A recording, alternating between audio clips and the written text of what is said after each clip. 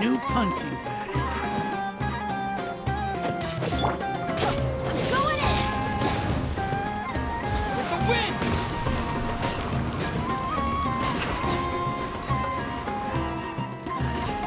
New punch blade. Let's light it up!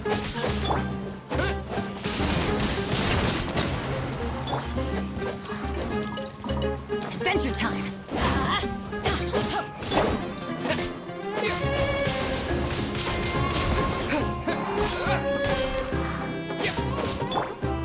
I'll be back.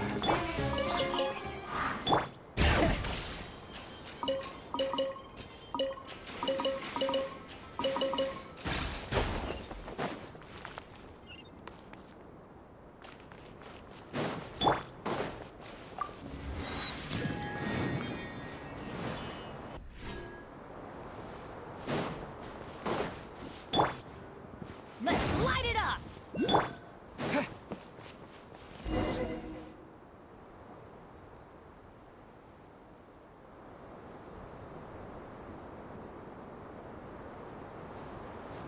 Raman, we're here.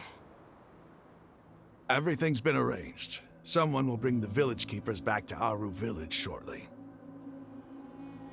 I guess all I can say now is, thanks for agreeing to help. Ah, don't mention it. I think we can both agree you went to hell and back for it. But we share a common cause now. From here on out, we're allies. Where are the perpetrators? I'll bring you to them. Follow me.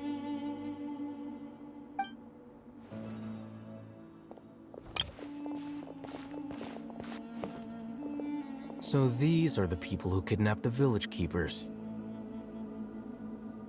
Oh no, it's the scribe! There's no need to yell.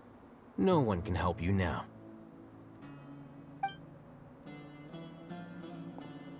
We've been all over the desert trying to find you! That's right.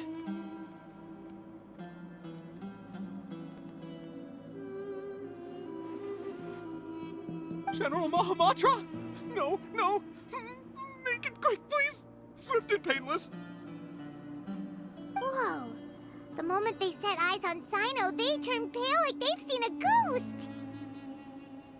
You should have known that I would be coming for you. Wait, we were just following orders. You know what I'm talking about, right? There's no way we could have done all this by ourselves. No, not Sino. He's gonna tear us limb from limb. I could do worse. Please have mercy. Start talking. Otherwise, I'll have to resort to other methods. So, your superiors have kept you quite busy recently. Why? What are they trying to accomplish? They, wanted to extract canned knowledge. Don't play dumb. You know what I'm really asking. They extract divine canned knowledge. Then what? I really don't know how to explain it. Well, you better start talking or you'll be sorry. You don't want to make things any more difficult for yourself, do ya? Be my guest.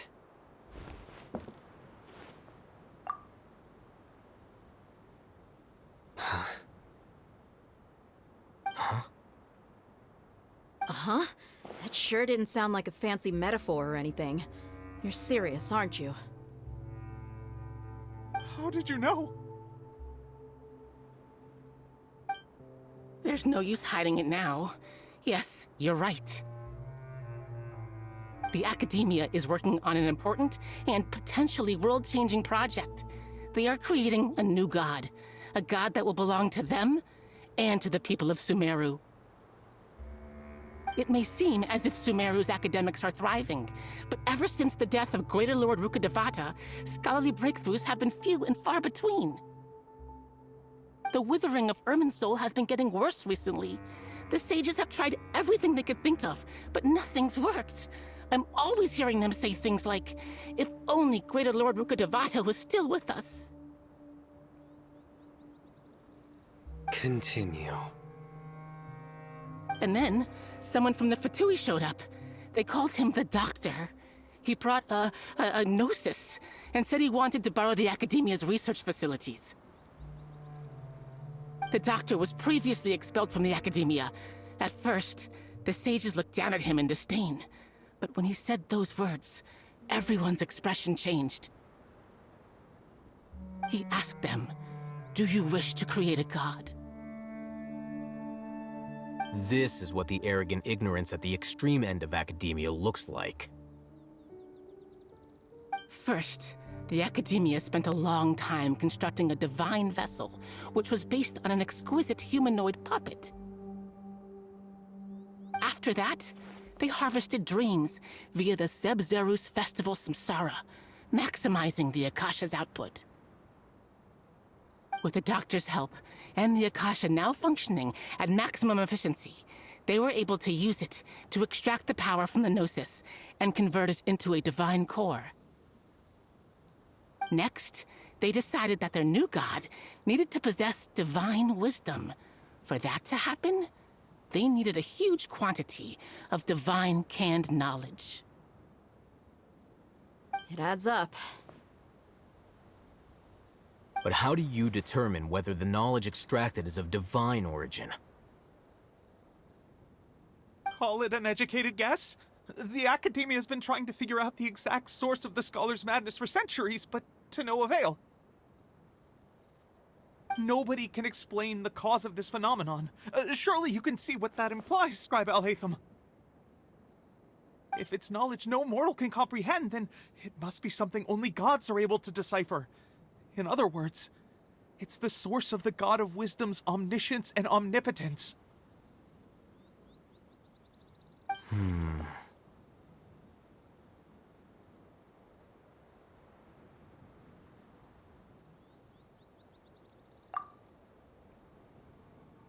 You must have noticed by now. The Academia doesn't care about who their god is. It's the ability to exercise control over knowledge and wisdom that matters. It is as if they are cursed with a desire for omniscience and omnipotence that burns in their blood. Some organisms demonstrate phototaxis, and thus orient their entire lives in respect to sources of light.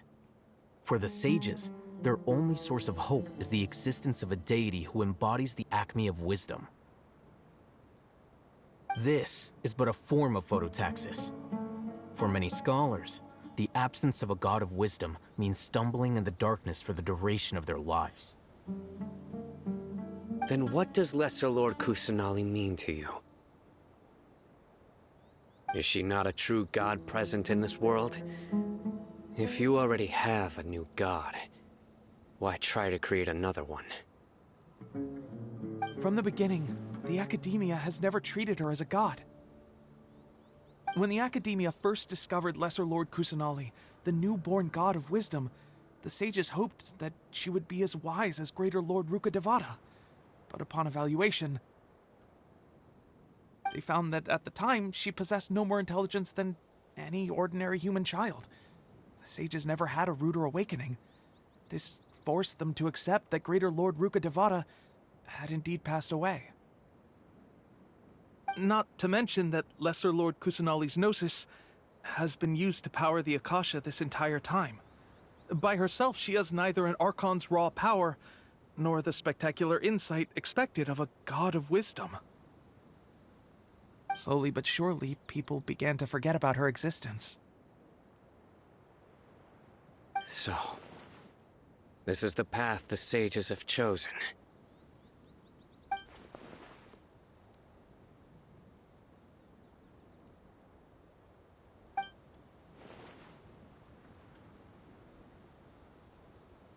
All right, let's try to keep our cool.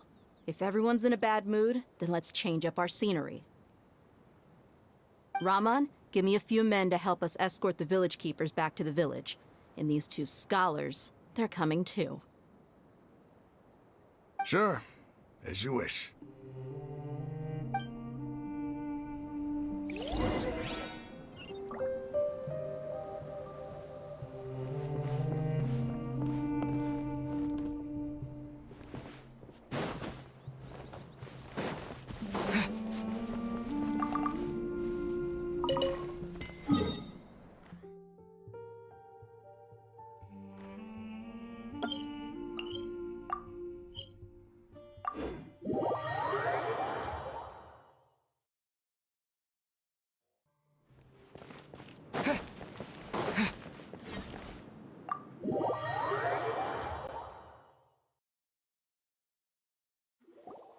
The village keepers you found have all been returned to their homes, and each one has a dedicated caregiver to look after them. The two new scholars are being kept under close supervision, too. Really great work, everyone. The atmosphere is so heavy.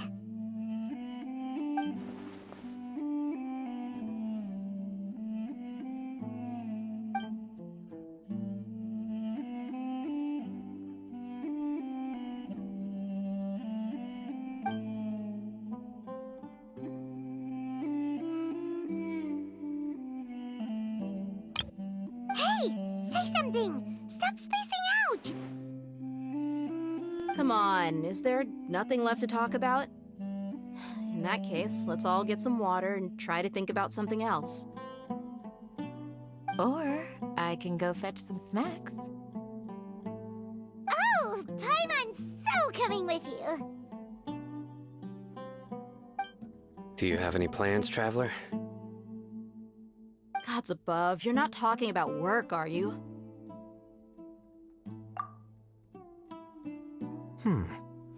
So you were still withholding some information?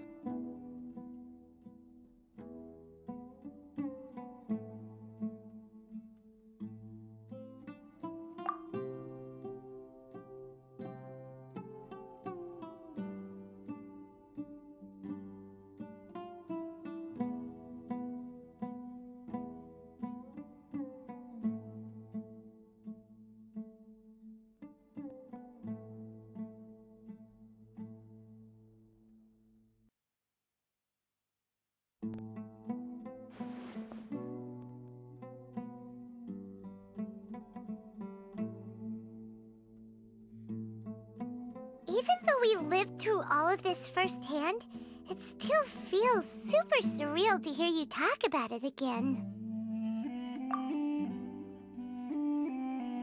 What a whirlwind of a story. Felt like I was holding my breath the whole time. It seems like there will be more issues to face in the days ahead than I had anticipated. Still, now's a good time to make our next move. Now that Ramon's joined us, we'll be an even stronger team. It's time to make a plan. Indeed. These events are a flagrant transgression of the rules in every sense. We cannot allow it to continue. So, everyone, are we on the same page? Crush the sages and rescue our god. That is our ultimate goal.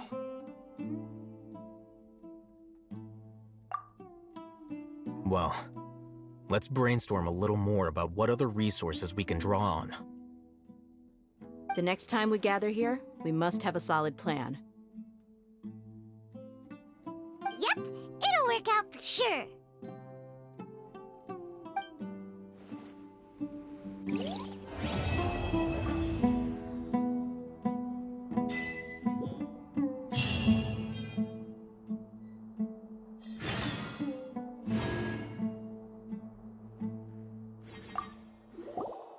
Don't rush.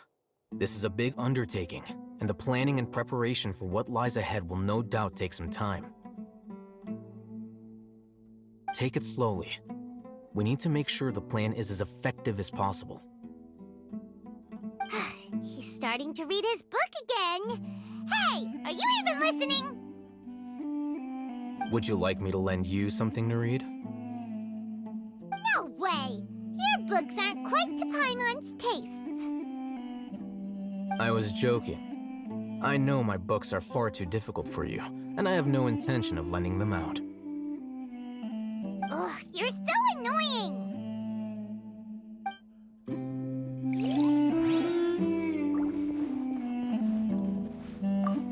You must let me know if there's anything I can do to help. Though I cannot leave Aubra Village, I can't help but feel stirred when I see the looks in your eyes. I've never felt as roused as this when fighting alone in the past.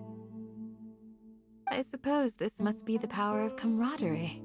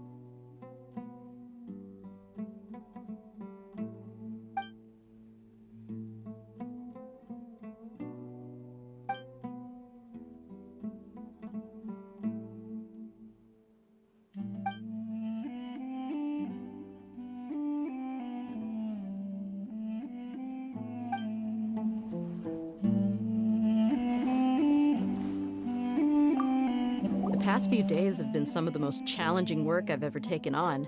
And none of it'll earn me a single mora. I can't believe it. Look on the bright side, Dia. Maybe we'll get a huge reward after this is all over. You've got a point. Hey, what would you do if you woke up tomorrow with more money than you could ever spend? Paimon would buy boatloads of tasty snacks. That's it? And maybe some tasty drinks as well?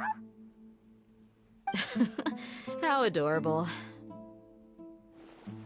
Well, here's to all our indulgent fantasies. If there's a chance they can come true, I'll give it my best shot. And here's hoping that everything we do from now on will change this world for the better.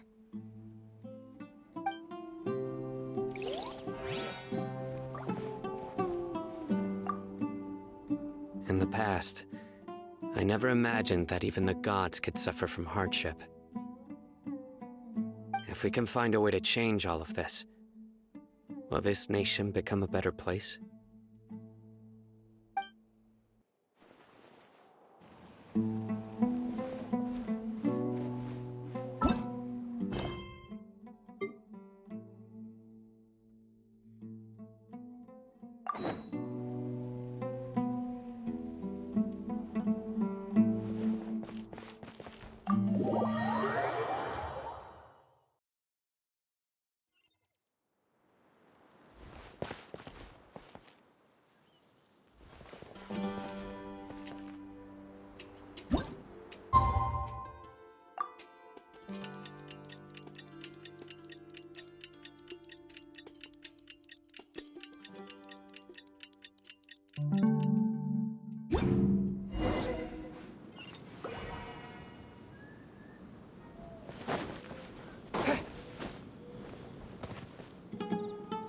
Candace, we're here!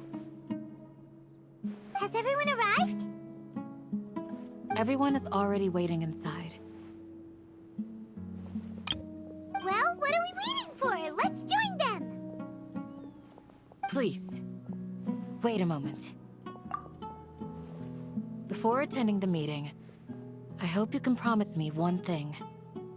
What do you need?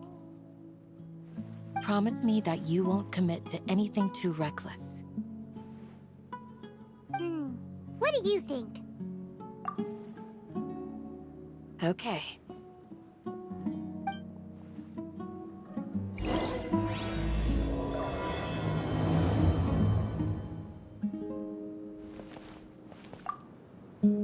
They're all waiting for you.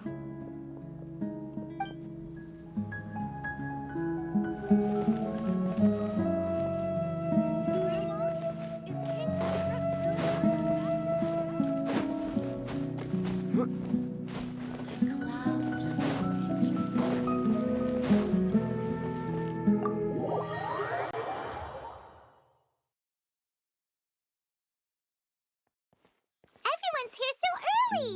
But why isn't anybody talking? We already discussed things a bit. Hey, where have you been? I've missed you too. Are you ready? Very well.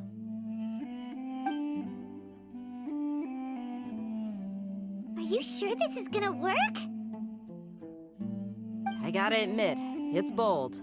Color me impressed. It's worth a try. The point of discussion is to arrive at a solution. Let's cut the small talk and move to the next point. You're making Paimon nervous.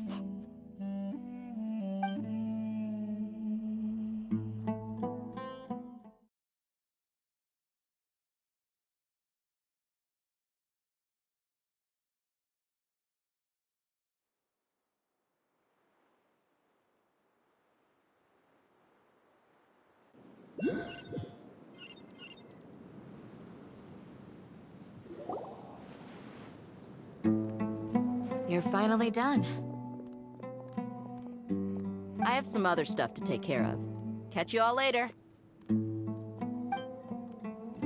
Come on, don't give me that face. I know what you're going to say. I'll be careful. That's what I wanted to hear. Take care.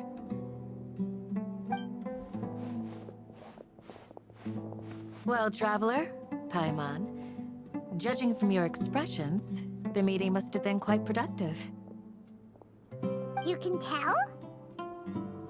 I'm not that good at scheming or strategy, but I can sense people's emotions. And based on your reaction, things must have gone quite well.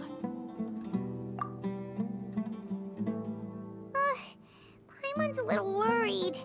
Hopefully nothing will go wrong. To be honest, I feel the same. But you're already some of the most capable people I know. So you have my trust. Candace gave us a compliment. Your deeds speak for themselves.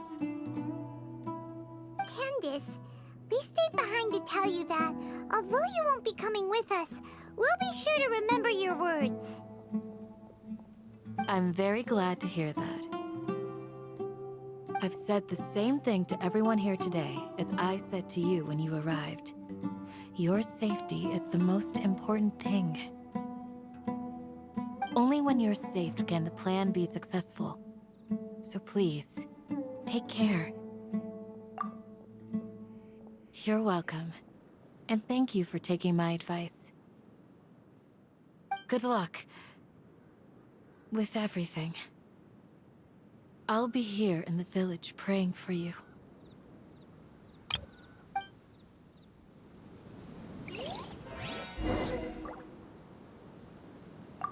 Stay safe, everyone. I'll be here praying for you. Good luck.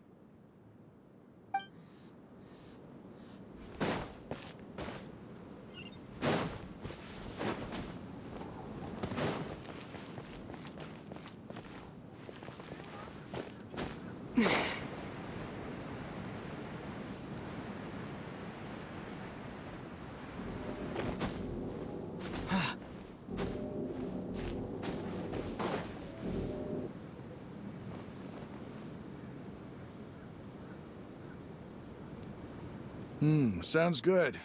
I'll go make some preparations. Okay. I'll hit them! Have you finished saying your goodbyes?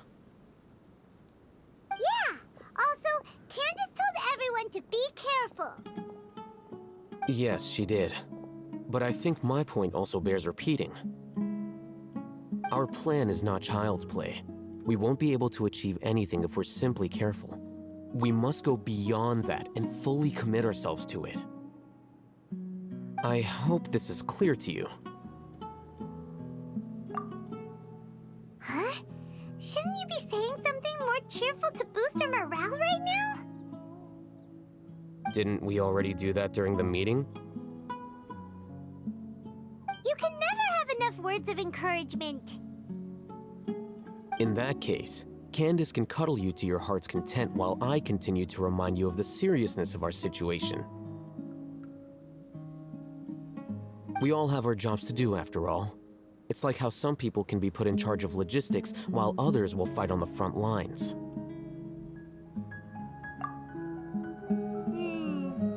Speaking of the front lines, you don't look anything like a soldier. Of course. Compared to the mercenaries, I'm merely a feeble scholar. But the advantage of not being a mercenary is that I get to stay in a safer place and offer my strategic insight. Just think about that mercenary who lost his mind. Mercenary groups are facing constant danger every single day. Well, being a scholar is also a high-risk occupation, and you are a scholar. I'm not like the rest of them. Even among members of the same species, some will exhibit far more potential than others. This guy. Paimon still remembers when those mercenaries in Port Ormos called you a lunatic. All intellectuals are lunatics in the eyes of fools. I'll take that as a compliment. That reminds me. Do you remember the record we saw in the King Deshret ruins? It mentioned forbidden knowledge. You have a good memory. Forbidden knowledge has the power to drive people insane, but this fact has never been shared with the public. Even I, who has worked in the academia for some time, was never once informed of this. I think those mad scholars and mercenaries we encountered may have all fallen victim to the corrupting qualities of forbidden knowledge. But the academia has always held a different view. They have always believed that symptoms of madness are a side effect of human contact with divine knowledge as mere mortals. Come to think of it, perhaps the academia has also never understood the true nature of forbidden knowledge, and thus always approached the issue from the wrong direction. The withering, Elazar, and the sandstorms. Don't you think what is happening right now across Sumeru is rather similar to the forbidden knowledge pollution that occurred in the desert thousands of years ago?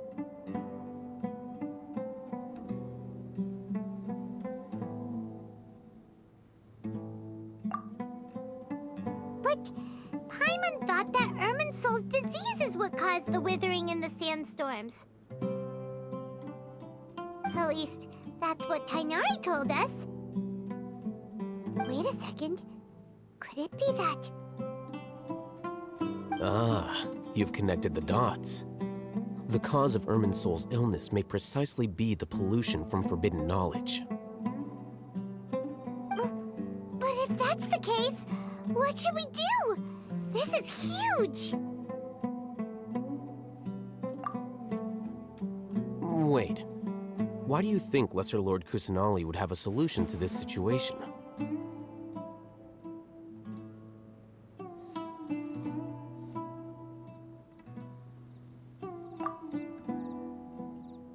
You mean, it's related to the scene you saw when you passed out in the Avidia forest? That whole, the world forget me thing? In that case, it's imperative that we rescue Lesser Lord Kusanali. Only by working with her to save Irminsul can we completely resolve the problems Sumeru currently faces. To make sure we're still on track, I would like to check on the state of some of our preparatory work. Where are we going? To an Eremite base.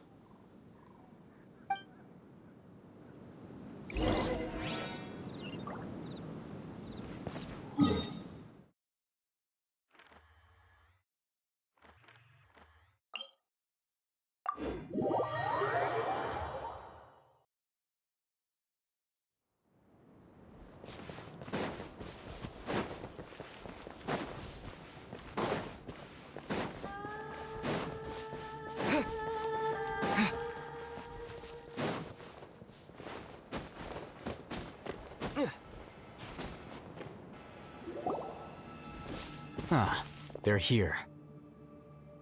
Huh? What are they doing here? I gave them some technical work to do. Ah, it's the scribe.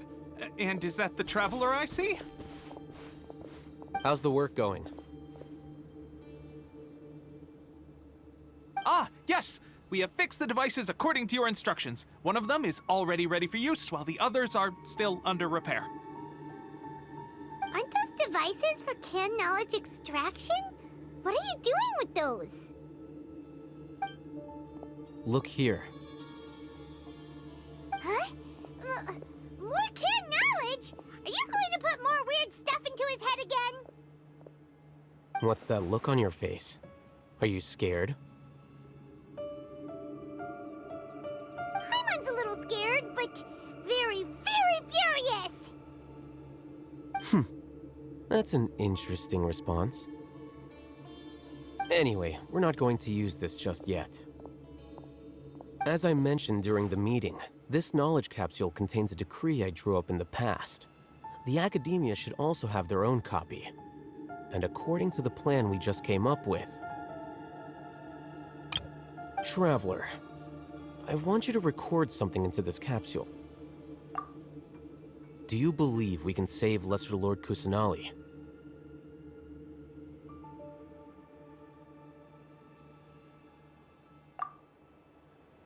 Good. Conviction is the most important part of all of this. Now, please get ready and put on this device. You want us to record our conviction into the knowledge capsule? Yes. Paimon is still really worried. I understand, but trust me, Paimon, this is something we have to do. It's best if you can do as I say. Because, to achieve this impossible task, it sounds like you'll need to fool your own heart first. Although it may feel like a trick, self-encouragement may be the most important tool we have. Paimon can see the point you're trying to make. Imagine this. We have orchestrated our plan and successfully rescued Lesser Lord Kusanali. As a result, we have changed Sumeru's entire political landscape. Everything went without a hitch, and everyone recognizes and praises our achievements. Now, open your eyes. Here. What's this? Read it out loud.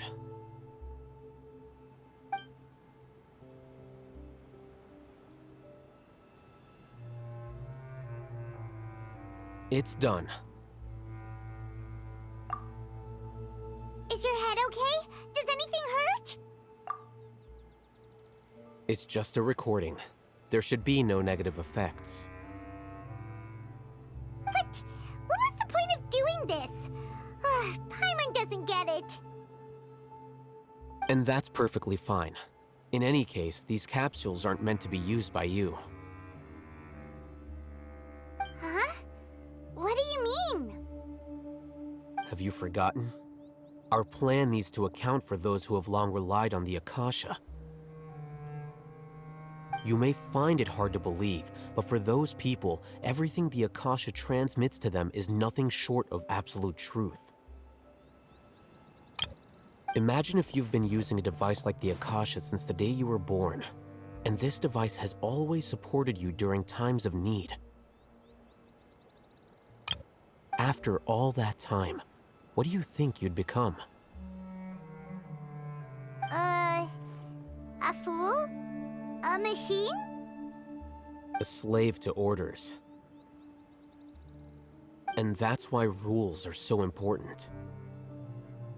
In addition, those who understand the rules can delineate boundaries and identify gray areas.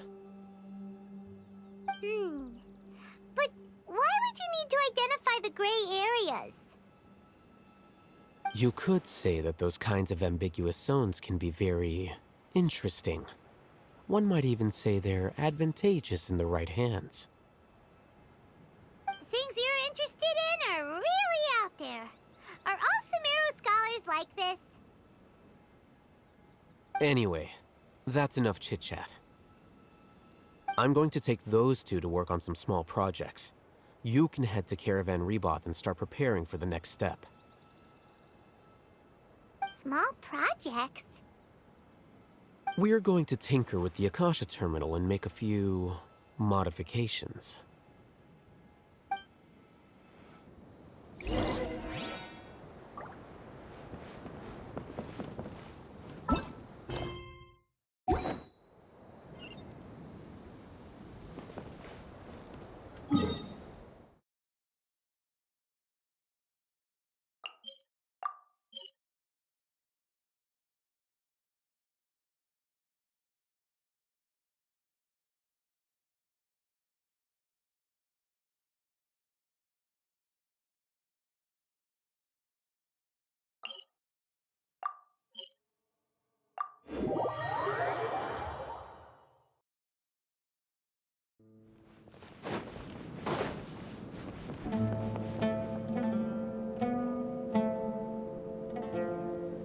I thought we agreed on a plan.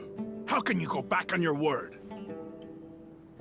The plan is too radical and carries a high risk for casualties. I've given it a lot of thought. And in the end, I still can't agree to it. But it's still the best plan we have. As a former Matra, you of all people should be able to see the bigger picture and recognize the innate advantages of our plan. I did. And that's how I saw the danger behind these so-called advantages. Hitham's plan is even more radical than I imagined. Huh? Why are you guys arguing? My friend, you're just in time. Why don't you help me persuade Sino? He's turned against our plan. We agreed to work out a plan at the meeting.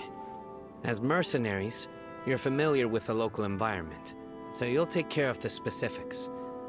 But then, you went to Al-Haytham for suggestions. Had I known Al-Haytham would give you those kinds of suggestions, I would not have agreed to the plan. Look, you already know that we're all on the same side here, don't you? Mercenaries place a lot of importance on their bonds of friendship, but also will not hesitate to make sacrifices if they deem the situation to be sufficiently dire.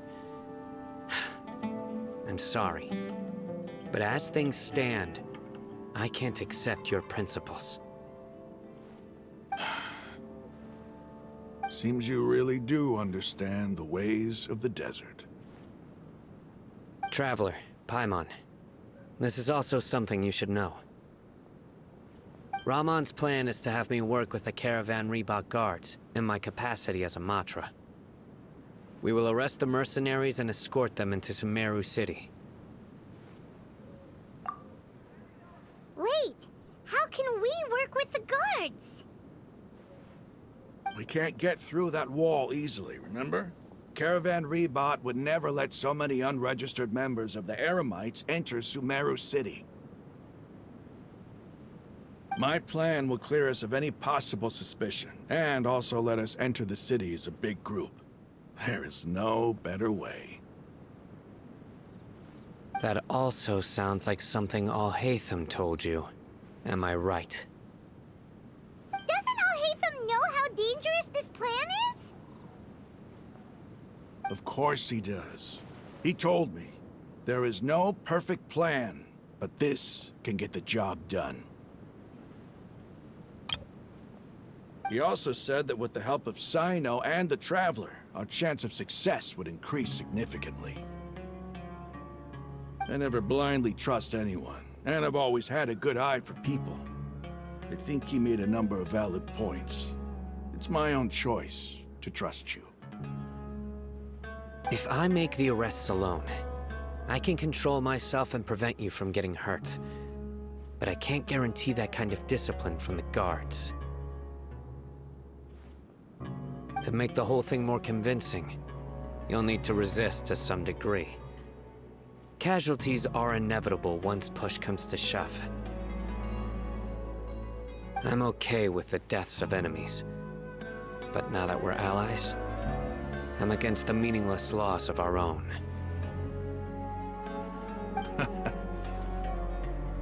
I can't believe a Matra would actually care about us. I've lived a hard life, and I can say that people like you are hard to come by. I've always treated my allies with honesty and respect. They have the right to know important things like this. Now you're making this hard for me. Hey, is there something we can do to help?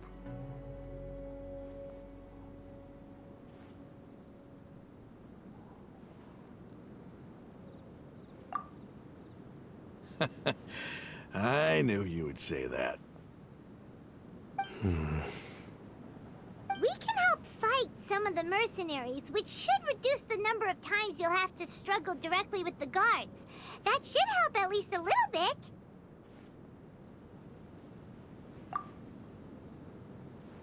Sino, on behalf of my people, I thank you for your kindness.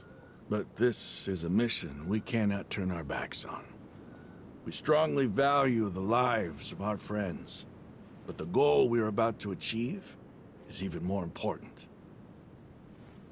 We have no fear of casualties, because we crave the spoils of victory. So please, lend us your support. We will show you the determination of us desert dwellers. Well, now that you've put it that way, I can no longer refuse. But remember, you need to follow the plan and not do anything reckless. Candace made it very clear that we can only achieve our goals if we can ensure our safety. Since you and I both recognize the significance of this operation, there should be no more animosity between the followers of the Dendro Archon and those of King Deshret. Everyone's life is equally important. Okay, you have a deal. Let's do this for our shared dream. The guards should be stationed in the courtyard nearby. You can find them there.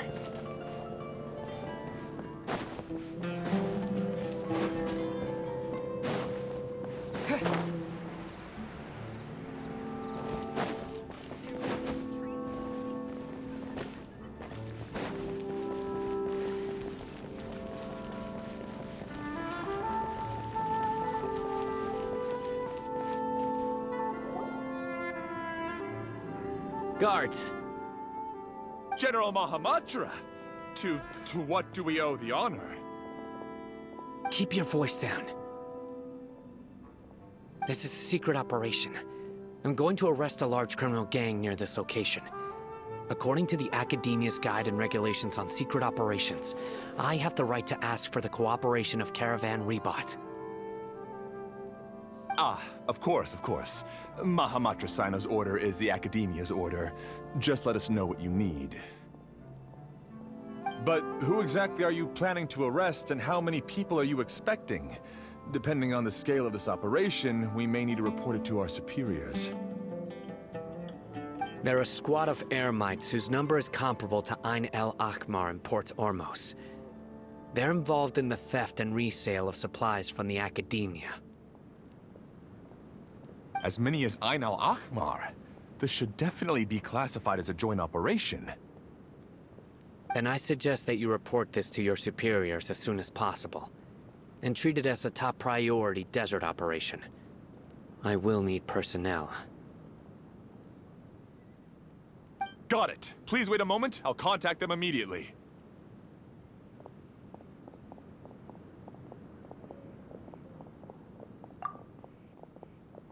Because this is work.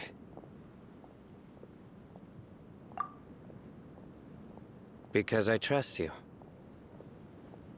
Paimon can't believe you're still in the mood to chat. This whole thing has Paimon scared stiff! Aren't you even a little worried? What if these guards already know that you have betrayed the Academia and are no longer their General Mahamatra? Even if that guard doesn't know, their superiors might, right? We discussed this, remember? The Caravan Rebot operation is of great importance. But don't worry, the guards there shouldn't know that Sino has stepped down. How can you be so sure? First, the other Matras still don't know why Sino has left, which proves that the Academia has been covering up the matter. Second, this is a crucial moment for the Academia's God creation plan. If something were to happen to the General Mahamatra, it's bound to attract a lot of unwanted attention. No matter how you look at it, they don't seem interested in sharing the news of Sino's departure. A reasonable inference. I agree. Which brings us to our next issue. I'm sure some of you have been wondering if the prediction function of the Akasha will affect our operation. The Akasha is still in operation, so I must remain on high alert. Actually, considering the power of the Akasha, it's quite strange that it hasn't already tried to interfere with my actions. I've given that a lot of thought. For now, I don't think you'll need to worry. If you remember, when you first came to Aru Village, all your actions and routes were predicted by the Akasha. It even gave that information to those who kidnapped the village keepers. But things like that never happened again after we met up with the Traveler. That's true. But why? Look at it from a different angle. Why do you think the Akasha will predict your actions? Because my personal data has been entered into the Akasha. That's true, but the key to this question is, how well can the Akasha make predictions about a person? Haven't you ever thought about it? Just how can it do this in the first place? Because the Akasha controls the entirety of Sumeru. The Academia firmly believes that all human actions can be explained through logic. By sorting and analyzing entered data, the Akasha can derive behavioral logic and predict the actions of those who fit an existing logic model. However, at the risk of sounding like an advocate for fallacies, can everyone truly be considered logical at all times? Emotions are part of our behavioral logic, but can you guarantee that every experience of the same joy or pain would be equally intense? How can our feelings and opinions be predictable down to the letter in every single instance? Sino, in the past, you've always worked alone. In the absence of another person who could sway you or your thoughts, the Akasha could produce predictions that were similar to your real-life behavioral principles. Decisive and principled, you were used to solving problems alone. That's why the Akasha could figure you out. But now, you've joined a team. And I believe the Akasha hasn't yet figured out the full composition of it. Our thoughts and logic have intermingled and weaved themselves together to become a complicated, chaotic mess. Any one of us could potentially disagree with another. The Akasha lacks data on these interactions, and it's impossible for it to predict your actions in the future based on your decisions in the past. After all, there's probably a limit to just how much we can be modeled or controlled by data. So, in my opinion, you're probably safe for now. Makes sense to me. I agree. The Akasha is not alive, and I don't think we can be completely controlled by something without a mind of its own. Is that so? I guess there are things that even the Akasha cannot calculate, and people will not be forever trapped by the past.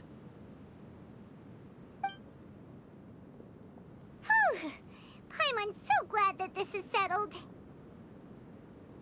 Next time, pay attention during our meetings. Will do.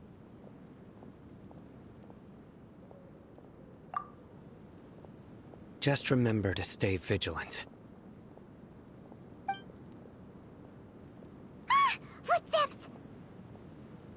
General Mahamatra, we were not expecting your presence here. I'm the security officer of the Great Red Sand District. My name is Luxembarbo. This is my assistant, the Traveler. He will be working with me. The construct next to him is for his work. Beep! Construct, beep! What a great honor to meet you. Your golden hair is as bright as the sun. And, is this the latest technology from the Academia? Have you made a decision regarding the matter I mentioned to your subordinate? It seems to be a dire situation, so of course you will have our full cooperation. To be perfectly honest, I've always longed to go on a mission with someone as well known as yourself. There's no need for flattery. Yes, sir. Take your most elite platoon and follow me to the eastern side of the district. We will carry out the operation there. Understood. Map. Hurry, bring the map!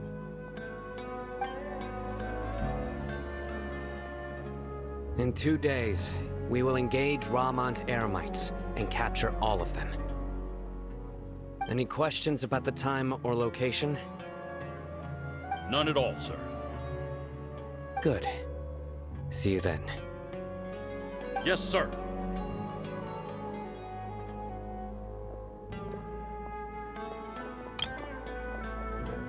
Maybe hanging around the General Mahamatra isn't so bad after all.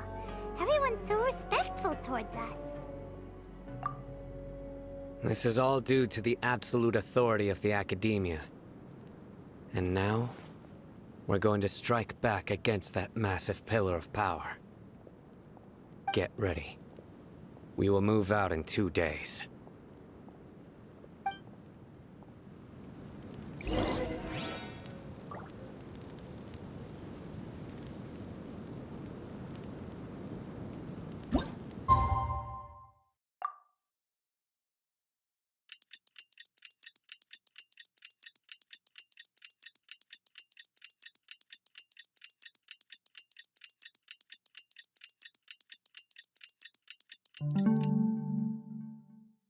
It's time for the operation! Let's go meet Sino in the desert!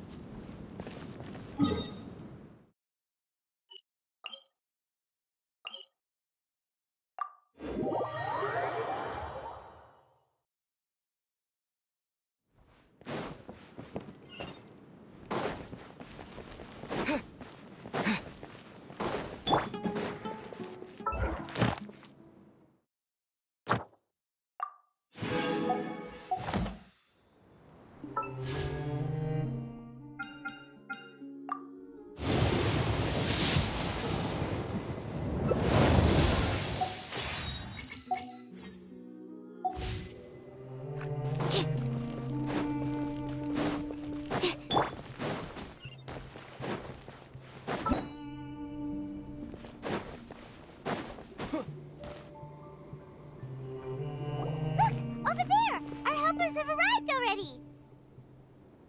Let's hurry over! Wait a moment. Ah! Oh, it's you!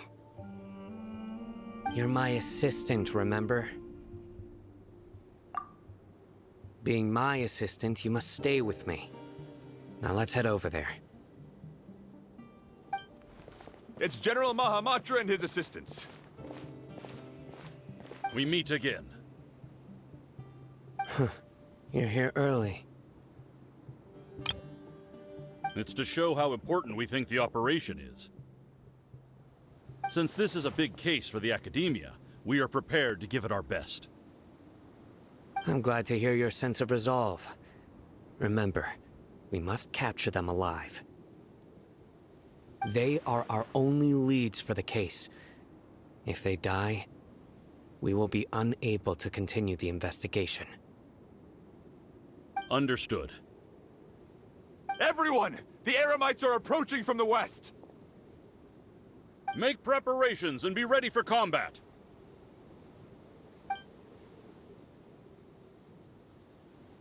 Halt! Oh? What a warm welcome! What do you want? Judging from those shiny weapons in your hands, it seems like you're not interested in a deal. Rahman, the Academia has caught wind of your smuggling and illicit sales. If you value your life, I advise you to surrender. Who are you supposed to be? A Matra from the Academia? I can't believe you came all this way just to catch us. I'm not here to talk. Oh. Nobody's given me this much time of day since I became a mercenary. Brothers! For that slight, let's wash our blades with their blood. Let's show them we Eremites are not to be messed with.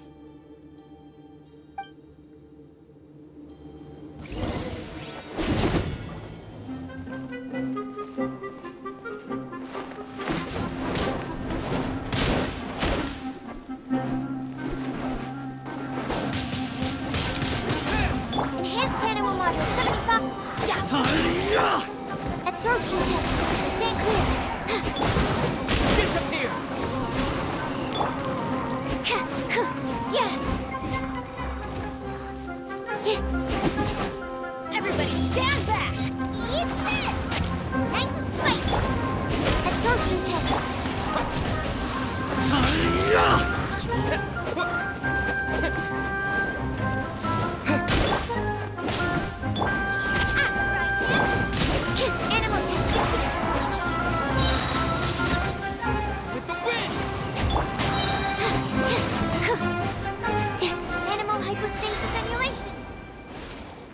It's over.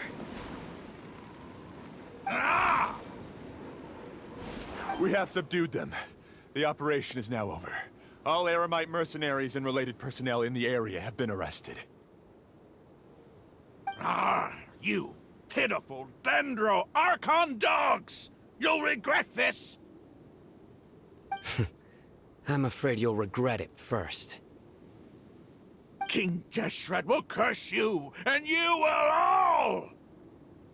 Silence! Oh, Restrain them and take them back to Caravan Rebot. Count their numbers and send them to the Academia as instructed by the General Mahamatra. Yes, sir!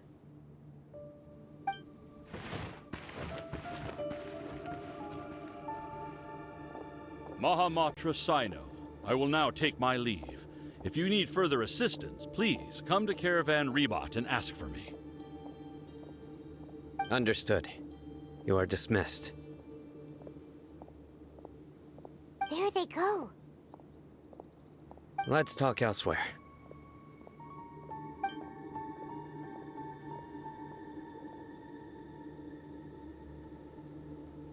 This part of the plan went really well. Yes, things went perfectly. That's fantastic! And that punch you gave Ramon there sure looked convincing enough. Once we're done here, I'll return to Caravan Rebot and oversee the group's transport. I promise. I'll get everyone into Sumeru City safely. Yeah, you're the reason why everything went so well. It's not the time to celebrate yet. I believe Dia should already be waiting for you. Go join up with her. She will need you to introduce her to Tainari. Speaking of which, is it really okay for us not to share the full plan with Tainari? What if he'll feel miffed about it and refuse to work with us? I have a very close relationship with Tainari. Given how well we know each other, I believe my message alone should be enough to bring him to our side. He knows I won't make jokes about things like this. If we need help, Tainari is the best option. Get ready for the next phase of the plan. Don't keep them waiting.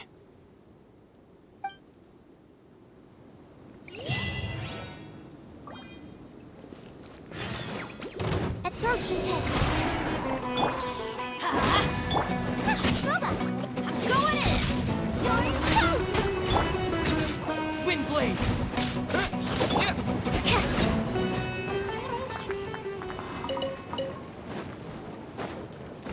Animal test 6308. Let's light it up.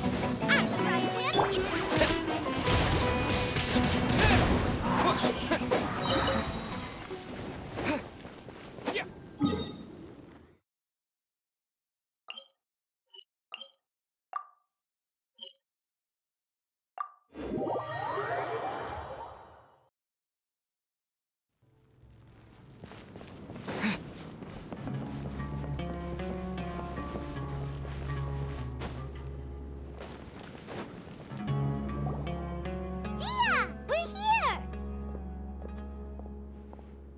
It's about time. Didn't you say our part of the plan is the most important of all? And here you come rolling in late. In the time it took you to get here, I already did 5 laps around the place, downed 7 drinks, and even did some clothes shopping. Sorry. We didn't mean to keep you waiting. I just wanted to fix your attitude and rub it in a little. After all, you took your sweet time getting here, and we've got important stuff to take care of.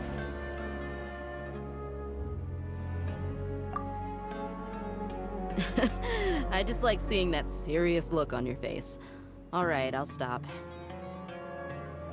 All joking aside, I'm glad you're here. Let's get moving and take care of this as soon as possible. But where should we start? Our responsibility is to get a status update on the Fatui Harbinger known as the Doctor. We need to make sure he won't get in our way when we rescue Lesser Lord Kusanali. Dealing with an institution that controls all of Sumeru is already hard enough. If the Doctor were to crash the party, it would be next to impossible for us to achieve our goals. Yeah, we sure don't want him showing up. Ooh, he really gives Paimon the creeps. Right?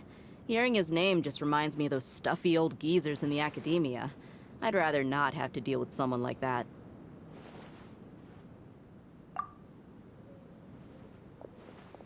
According to the plan, we should first go to Pardis Di and ask for Forest Watcher Tainari.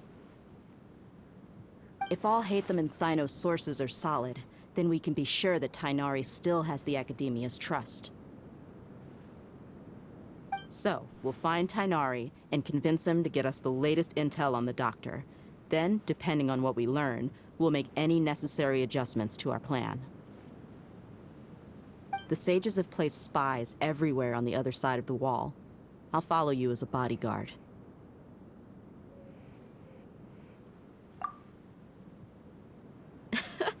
You should be honored. I don't offer my services to just anyone you know. But Paimon thought mercenaries would do anything for Mora. That's certainly true. But when multiple employers are vying for your services, you should always go with the best offer. Let's see. If I were to charge you a bill, I guess I can apply a discount. How much Mora do you want? Paimon's not sure we can afford it. How much do I want? Hey, how about paying me with a smile? What do you say? I haven't seen you smiling much recently. If you ask me, someone like you must look lovely when they smile. Come on, give me a smile so that I can be less worried. Looking good! I hope this pretty smile will become our lucky charm. There are many kinds of smiles, but only a truly joyous one can bring blessings to others. Let's consider this smile a down payment for our future victory. Let's go. It's time to pay a visit to Pardis Di.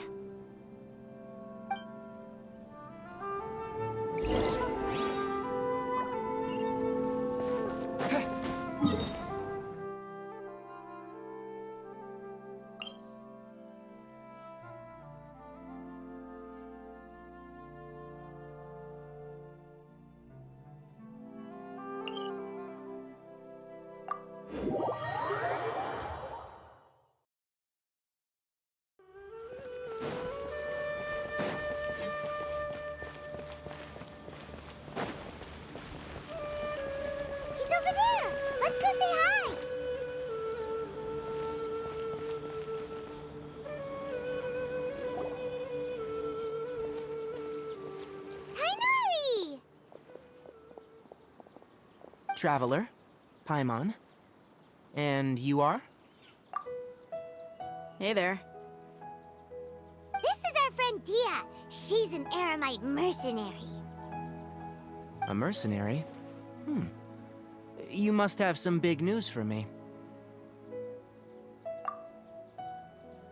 It's something really important. Please help us out.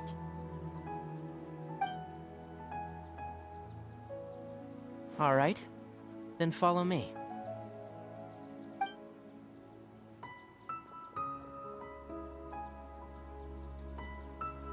This place is better. We won't be disturbed by any passerby. Okay. What is this important thing you want to ask me?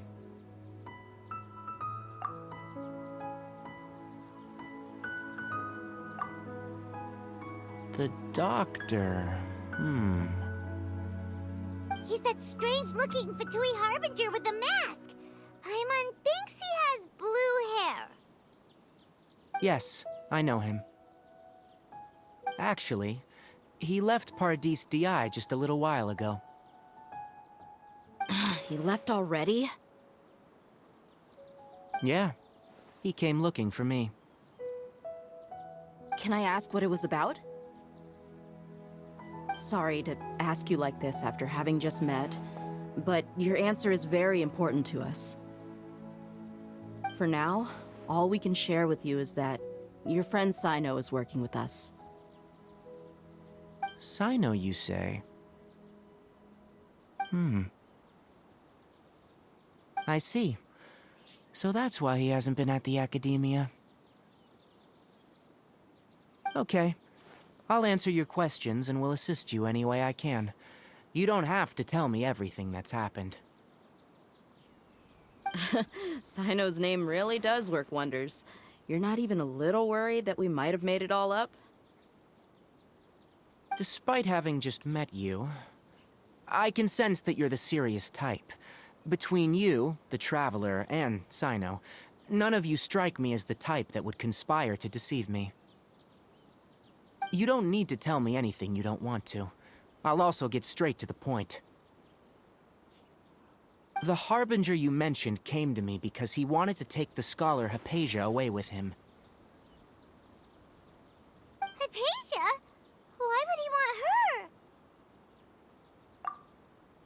And what do you mean by take away? Is he planning to leave Sumeru? Yes. He told me his return to Snezhnaya is imminent.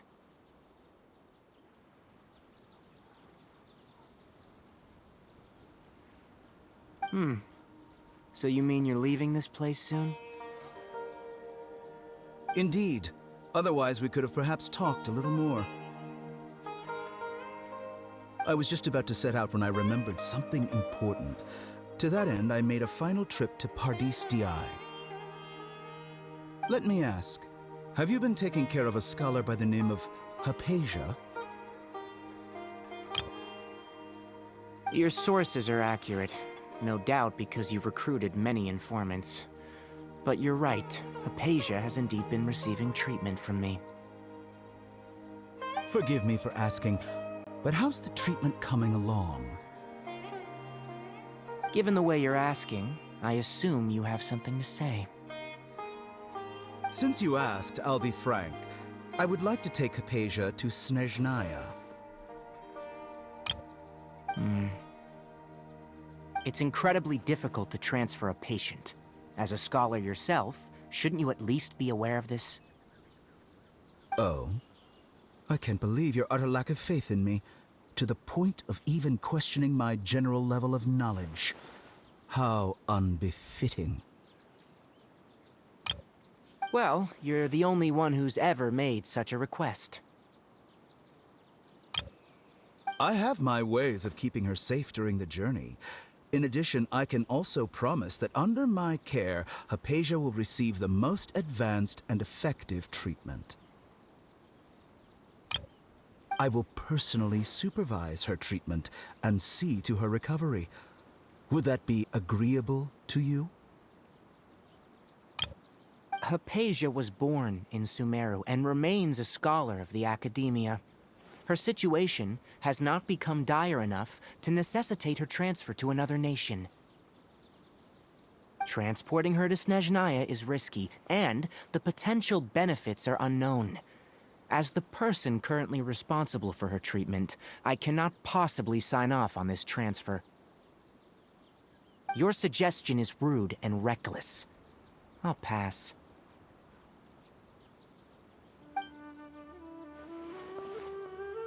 I don't know much about the doctor, but after talking with him, I realized that just like many other scholars, he possesses an aura of arrogance that I've come to detest. It's not so much that he's looking down on others, but more that he's confident in himself and his abilities to a point of near insanity. I would never refer a patient to someone like him.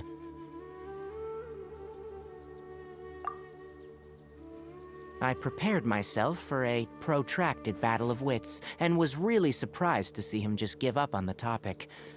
Still, his reaction really concerned me.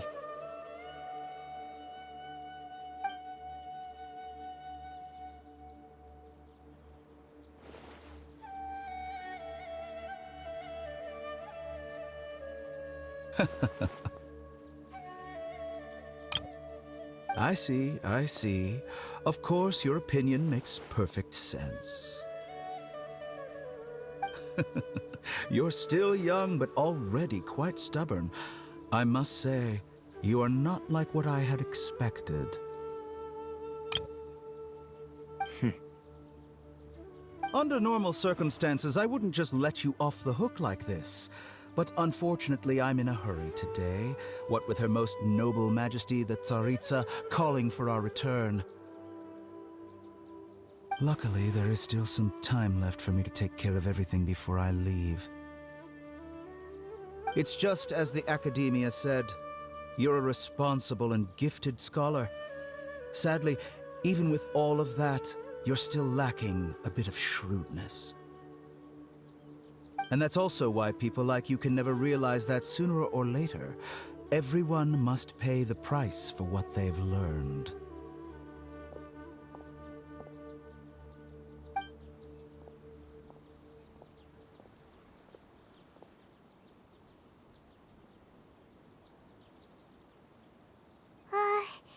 Paimon can't help but feel like he's hinting at something unpleasant. He asked a question, yet didn't care for my answer. Perhaps I'm nothing but a talking rock in his eyes. He never came off as malicious, but an utter lack of compassion permeated throughout our conversation. From his tone, I can sense that he's always looked down on others.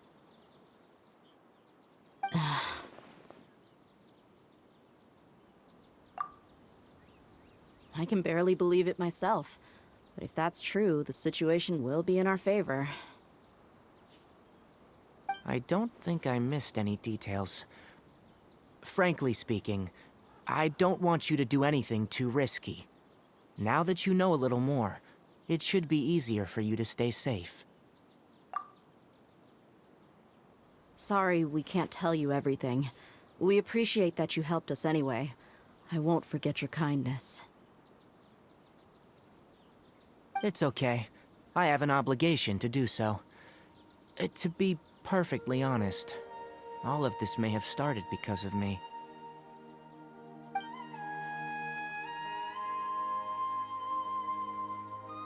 Recently, my master wrote several letters to me, asking me to return to the Academia and assist him with his research. Hasn't he already asked you several times before? Yes, but there's something off about this most recent batch of letters.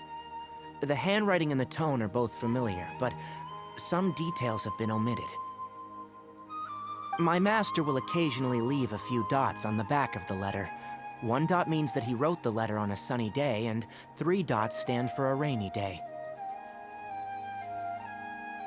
This has been a habit of his for many years, but I didn't find any dots in his recent letters. I believe something may have happened to him. I get it. Since you are always at Gandharvaville, you would like me, someone already working at the Academia, to investigate this matter, right? I'd like to ask you to do that for me, if you can keep yourself safe. Please withdraw immediately at the first hint of danger. I can do that, but I have a feeling it won't be that simple. The Academia has been working on a big project. I'm not quite sure what it is, but your master might be involved with it.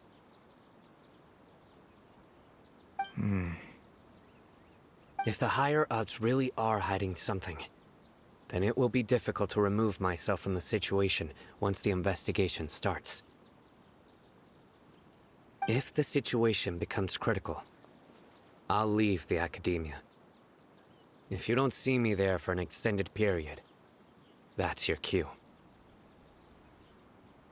All right, we've got a plan. I'll stay at Gandharvaville to support you. If that scenario comes to pass, you must be extra vigilant. And be wary of any messages or direct requests from the Academia. I must say, I didn't expect a warning like this from the General Mahamatra. Being loyal to the Academia doesn't mean blindly doing whatever the sages say. I know what I'm doing. On that note, aren't you also being quite distrustful of your alma mater? The Academia, yes. But my master is a man of integrity. Even when I was a student, I was worried that he'd get in trouble for sticking to his beliefs. I suppose he's lucky to have lasted so long, but in the end, it's still caught up to him.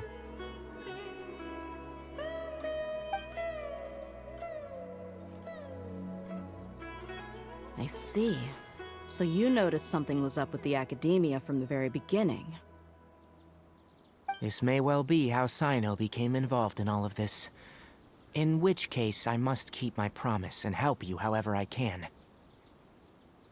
Also, if you run into Sino again, please help me pass on a message to him.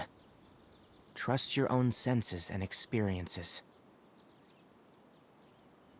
I think this may be something he needs to hear right now. Okay, we'll find a chance to tell him. Thanks. Right. Now let's go hunt down this Harbinger. Oh, by the way, which way did the doctor go when he left Pardis Di?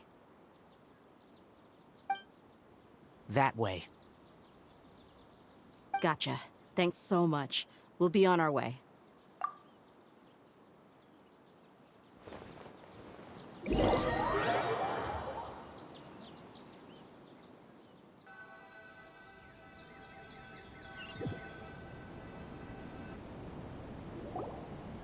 According to Tainari, the doctor is leaving Sumeru soon.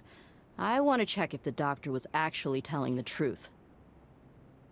He also said that he'll take care of everything before he leaves. What did he mean by that? We need to be extra careful when dealing with a person like him. Just to be safe, let's chase him and see what we find. But we have no idea where he went! How can we start chasing him? We'll do it the mercenary way. I'll find leads as we go. All you have to do is just follow me.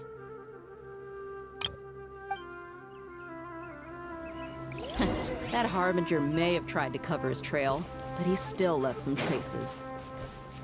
Or perhaps he never even thought about concealing his whereabouts. Maybe that's just how arrogant he really is. Yep, we're headed in the right direction. The traces are still fresh, but there's no sign of his entourage. Clearly they're in a hurry. It's just as I thought.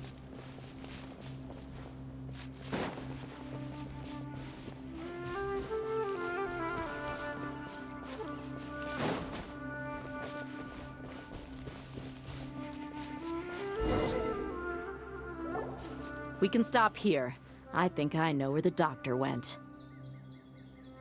To the south of here is Port Ormos, which seems to be where they're headed. Port Ormos? They're going to leave by boat? That's right. Let's go to the port and have a look for ourselves.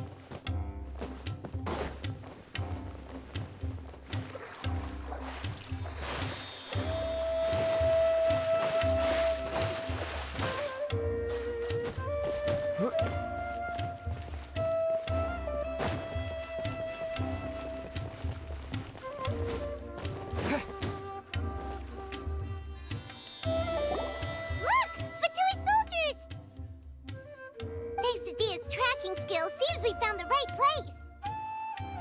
Shh! Don't draw their attention. The port is crawling with Fatui soldiers. Let's keep going we can find. Now this is a proper farewell ceremony for a Snezhnayan Harbinger. The Lord Harbinger is leaving.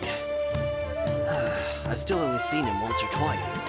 I used to hold a position in her homeland, and back then, the doctor spoke in a very different way from the way he speaks now. Maybe the way people talk in Sumeru has rubbed off on him? It's always like that when you spend too long away from home. When he gets back to Snezhnaya, perhaps it will also take him some time to get used to the life there again. Huh? But, sir, that can't be right. No, I remember it like it was yesterday. Both his expressions and tones are now very different. Also, for some reason, he seems like he's all smiles now. You must be mistaken. Nobody's supposed to look happy when they're on a business trip.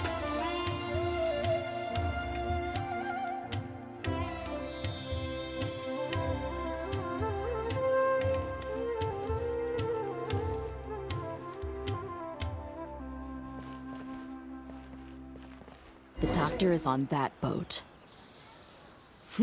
So he told the truth after all. He is actually leaving Sumeru. Let's get closer and find a place to hide so we can observe him.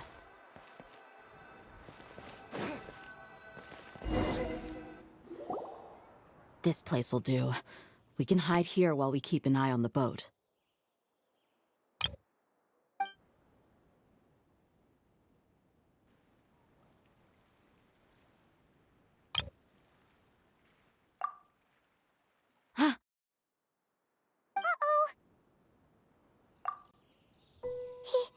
He saw us.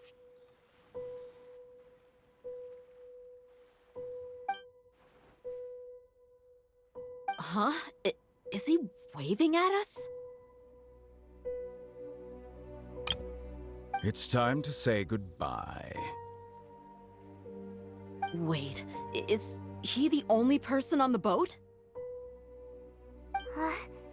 You mean there's nobody with him? And where are all the soldiers we saw on the port just now? They were all here just a few minutes ago, but now they've vanished. So this was a trap. Wait, don't tell me that.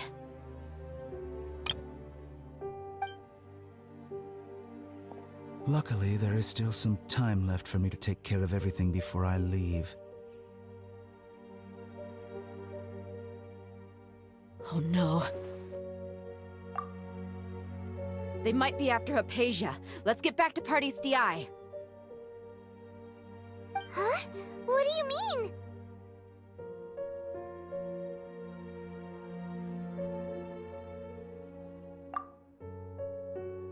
I'm afraid that she's seen something that she wasn't supposed to see. If I were the Fatui, I would also try to take her away. And if I couldn't... Oh no! Are you saying they're going to kill her? Let's go!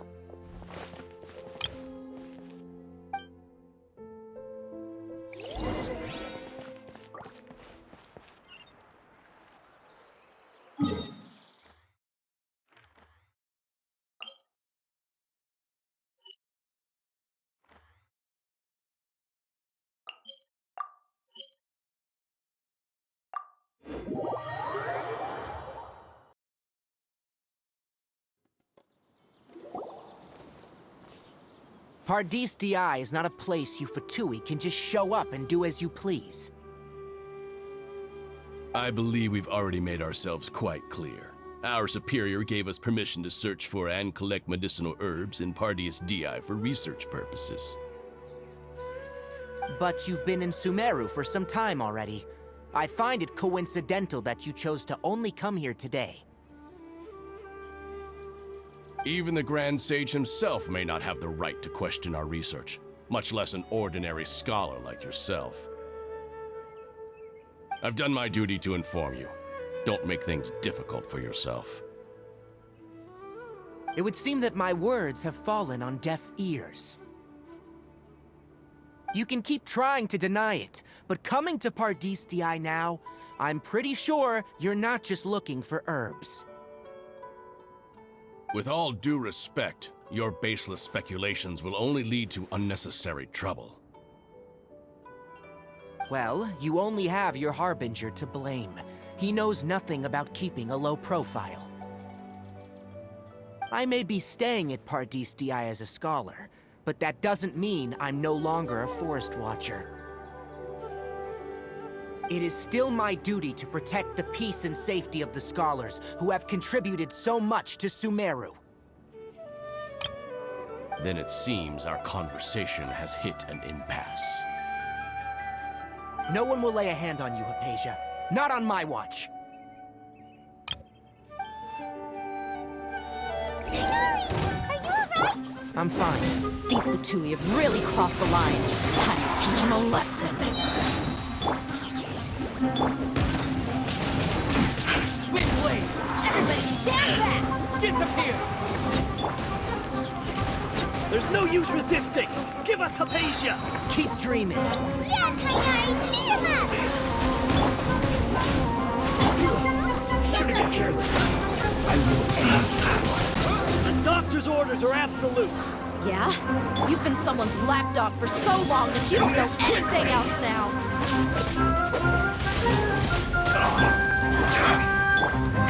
Absorption test.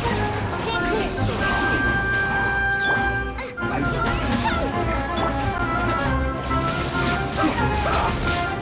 Maybe I wasn't meant for this world. This isn't good. Let's light it up! Prepare yourself. Teamwork is dreamwork!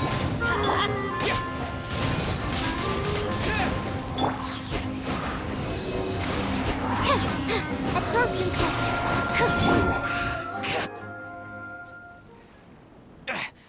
We're not getting anywhere. Traveler, Paimon, please go to Hypatia.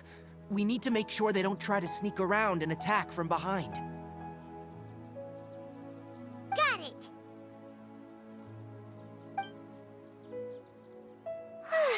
Hypatia's still here. Doesn't look like anyone's broken in.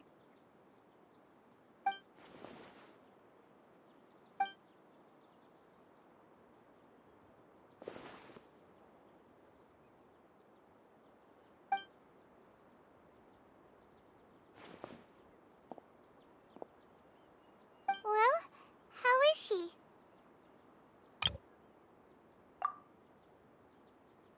Oh, that's good.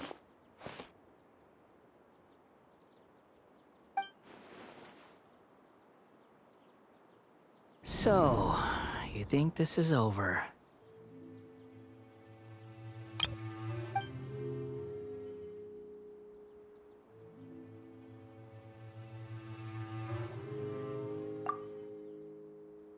What?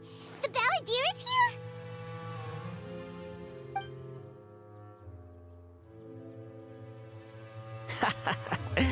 I've missed that look of abject horror. You've given me that look every time we meet. But, where is he?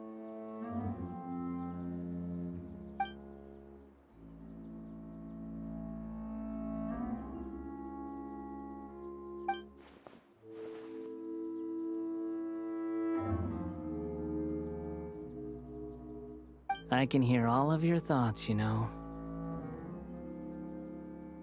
Don't you remember? I already saw you the first time you came to Paradis Di and made contact with Hypatia. I didn't need to do anything. It is her honor to be able to connect her consciousness with me. Who are you talking to? It can't be the Balladeer, right? That's impossible. I know you must be curious. I might as well tell you that I decided to enter Hypatia's consciousness the moment I sensed your touch.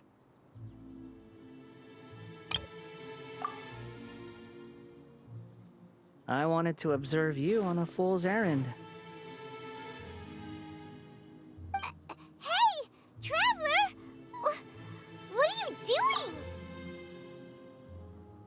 My deification is nearly complete. All that's left now are just some final details. Do you understand? Even if you manage to rescue Lesser Lord Kusanali, it will be impossible for you to defeat a bona fide god like me. Is it wise to force that childlike god into a divine battle against me?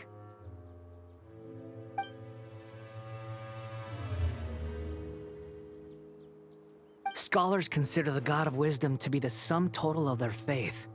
It's how they can justify reverence for a god as they construct it. But this also shows that humanity's worship of gods is a combination of blasphemy and exaltation. It's truly laughable.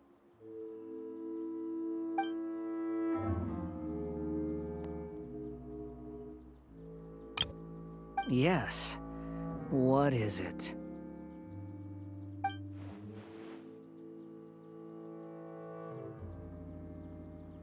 Yeah, I'm in a good mood, which is why I'm talking to you like this.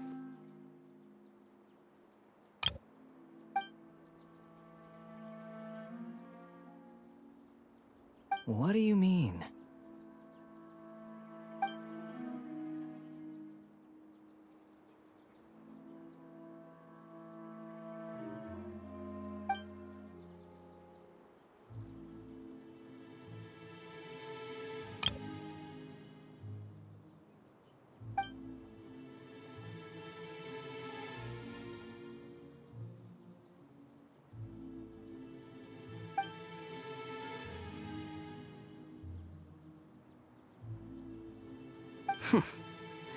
Those words almost make you sound like a friend who actually cares. But you're wrong. I'm different from all of you. I was born to become a god. My entire life up until this point has just been a meaningless routine.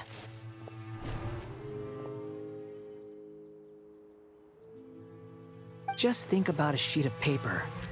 By itself, it holds no meaning. The content recorded on it is what gives it value. All I had recorded down before were some painful memories and boring human feelings. Such senseless drivel should have been erased a long time ago. Indeed, to me, the sight of you fools in your futile struggles is far more amusing. Tell me, just what has this world done for you to protect it with such zest and conviction? I'm connected to your consciousness, so I can hear what you're thinking, and sense the depth of your determination. This is a good conversation we're having. So here's a word of advice. Let go of your misguided guardian complex. You know nothing about the truth. It'll be for your own good, as well as everyone else's. Humans are a species that can only find bliss in ignorance.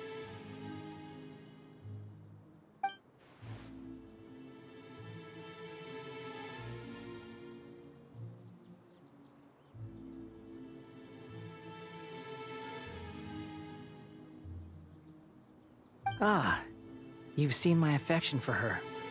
If you were in my position, I think you'd feel the same way. She peered into my consciousness and saw my past. Someone like that is qualified to become my first follower.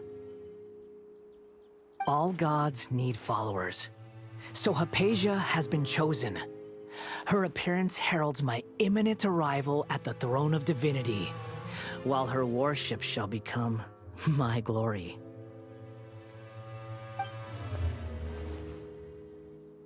You're doubting me again? No matter. Soon, you'll know what kind of authority you're challenging.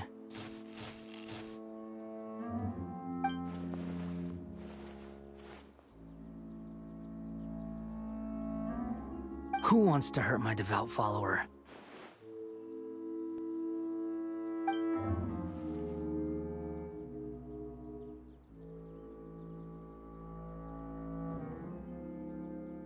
The doctor wants to hurt my first follower?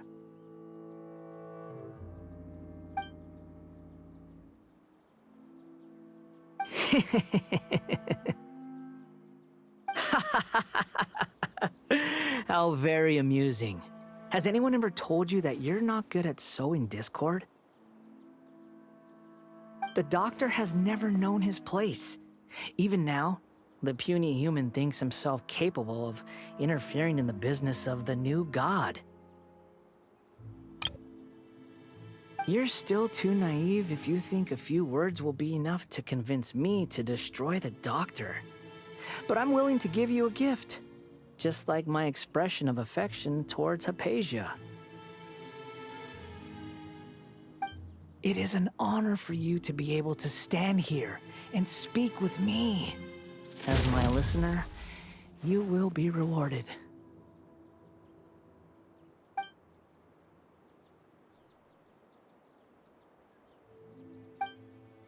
Both good things and bad things can be called gifts.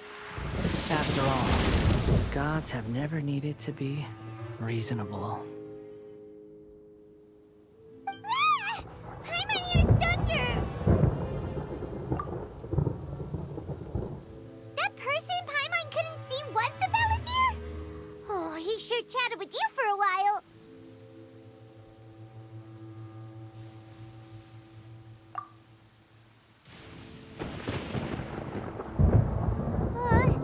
Where is the storm headed? That means anyone outside is in danger! Let's go! Tighnari and Dia still must be fighting!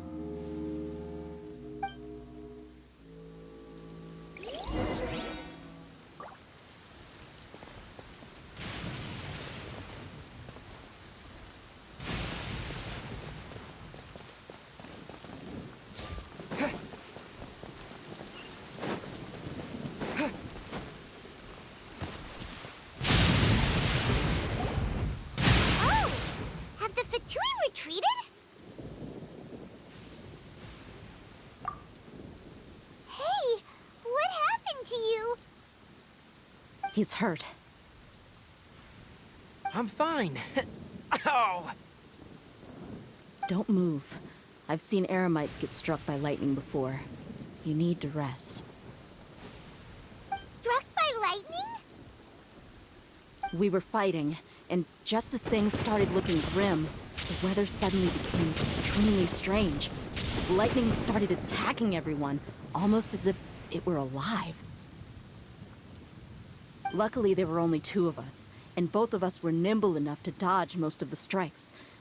There were a lot of Fatui, though, and they were being torn to shreds by the bolts of lightning. With that, all the Fatui soldiers were forced to retreat.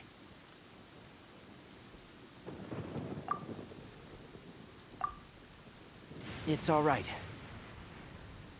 My wound aside, you look like you've seen something unpleasant. Is Hypatia all right?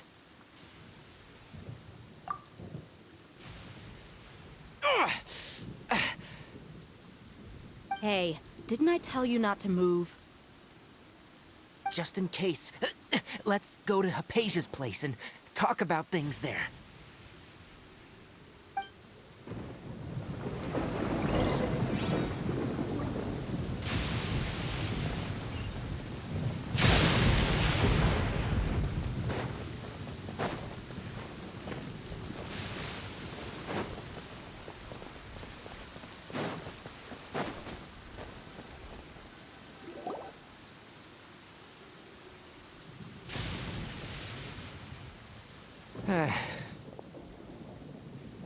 Thank goodness she's fine. Hey, how about taking care of yourself first?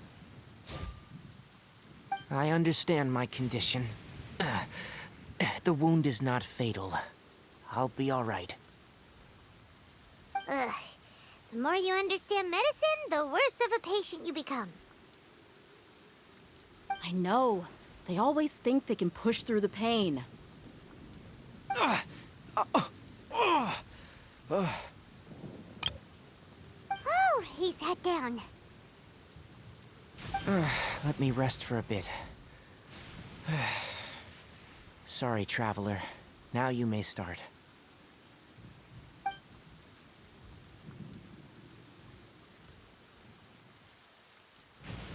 So that's what you were talking to the Balladeer about? Oh, Paimon can't believe what he's thinking. The Academia's God creation plan.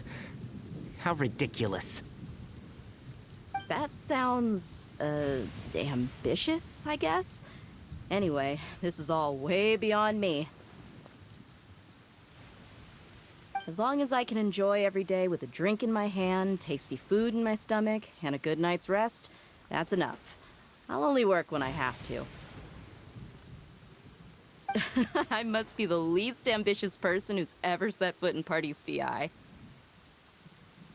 Don't say that. I haven't even thanked you for your help back there. Don't mention it. Well, if nothing else, all this proves that the doctor really did have some urgent matter to attend to, and left Sumeru in a hurry.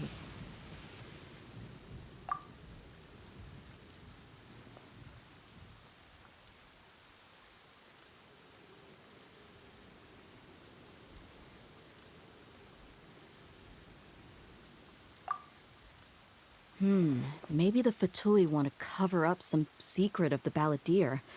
Is that why they tried to seize Hypatia? You said the Balladeer claimed that Hypatia has seen his past. So, what could be there? Have you noticed? The Balladeer is not happy with the doctor's actions. He thinks the doctor has no right to consider himself as his equal. So, if the doctor was to show up again, would the Balladeer zap him with lightning? Based on what the Traveler has said, I think he would. Having the doctor gone benefits him as well as us.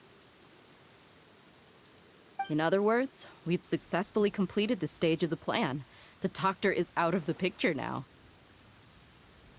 Yay! That's a big accomplishment! I'm also happy for you. Thank you for the help, Tainari. Make sure you rest up for now.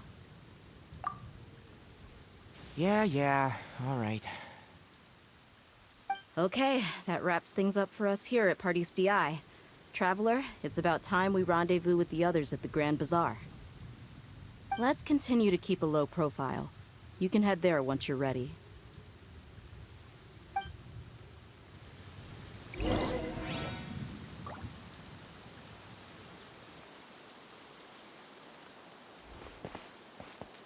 You can just focus on your plan. Leave Hypatia to me. My wound is not going to get in the way. Okay. Guess I'll sit still for a little while longer.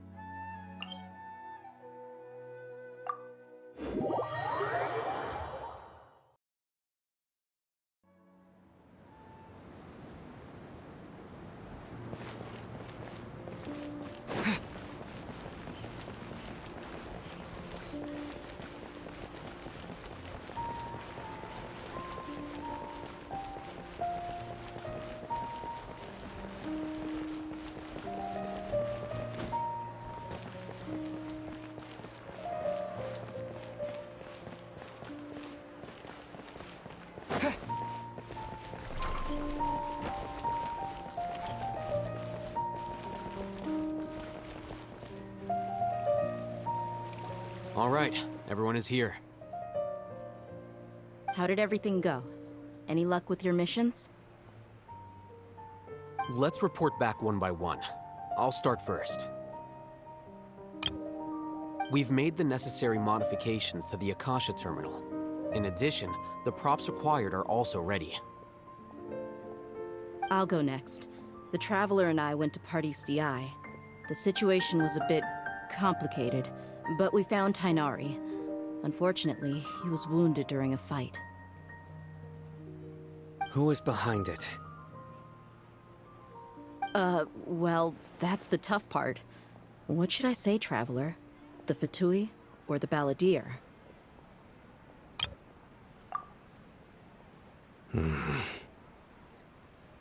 After some back and forth, we confirmed that the doctor has left Sumeru by boat.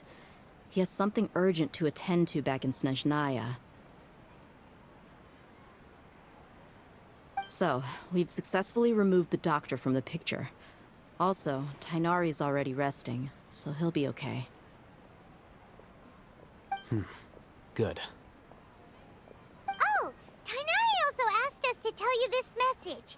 Trust your own senses and experiences. All right. I'll remember that. Everything also went smoothly on my side. The Eremites should have arrived at their destination by now. To avoid alerting the quarry, they will stay there for now.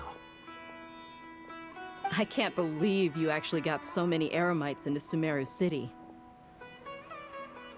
It's all thanks to Rahman and his brave team, as well as their bold strategy. It appears to have been very effective. I'm glad to hear it. Well, is that everything? Okay, this meeting is adjourned. Huh? Wait, you mean that's it? Well, what else is there to discuss? Shouldn't you end with some words of encouragement? You know, to fire us up now? Personally, I'd rather we all go home and get some rest.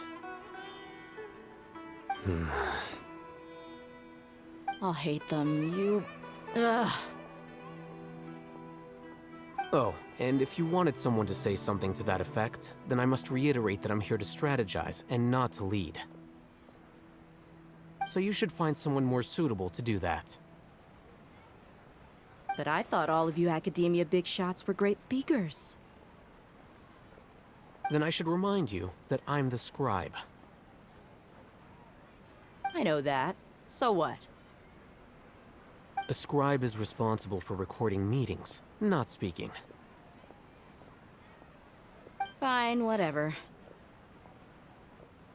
Well, Cyno doesn't seem to be much of a talker either. I guess that leaves it to my employer. Employer? Yep, the Traveler hired me. That's right. So come on, boss. What do you have to say for the team? Yeah, say something to boost morale. Huh? What are you all doing here? Oh, it's Nilu! Hey, everyone. I'm not disturbing you, am I? Not at all. I was actually just about to go find you. Judging from the group and all your serious faces, you were discussing something important, weren't you?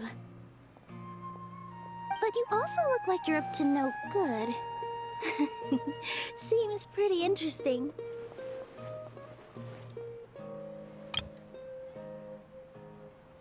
Welcome, Nilu. Would you like to join us? Huh? Join you? You mean, you also want to discuss something important with me?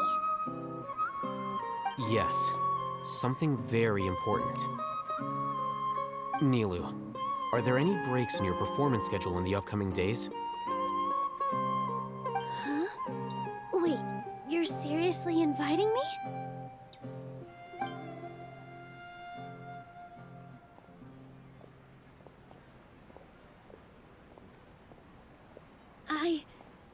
I can't believe my ears. You are truly the bravest and most passionate people of Sumeru. well, that I've ever met.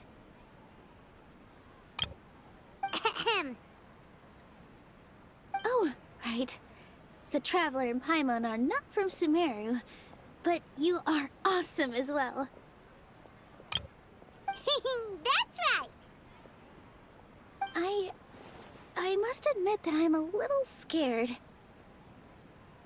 But I'll try my best for Lesser Lord Kusanali. If I can somehow use my abilities to help you, then count me in. Remember, believe in yourself. Okay. I'll get my friends at the Grand Bazaar to help us tomorrow. Just remember not to say too much. Be discreet. Yep, you got it. All the preparations are done. Now, can we finally conclude this meeting? So, have you thought up what you'd like to say, boss?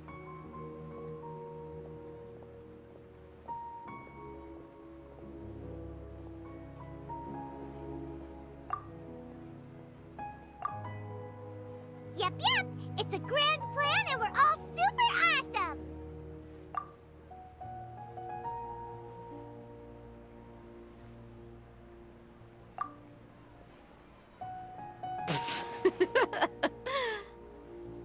Well said. A good night's rest before an operation can be the difference between success and failure. Thankfully, I've had my place to myself recently. It's been nice and quiet. Huh? Oh, nothing. Alright, let's all go home and get a good night's sleep so we can be up early tomorrow! Okay. So I guess that means it's time to say goodnight now.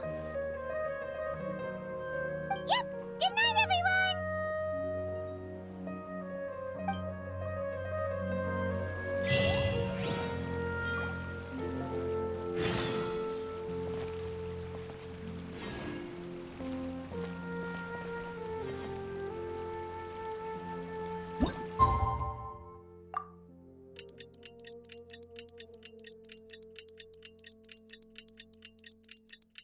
Today is the Academia's Nia Garbaha Day. We can finally put our plan into action. Hatham should be waiting for us. Let's go to the Academia and find him.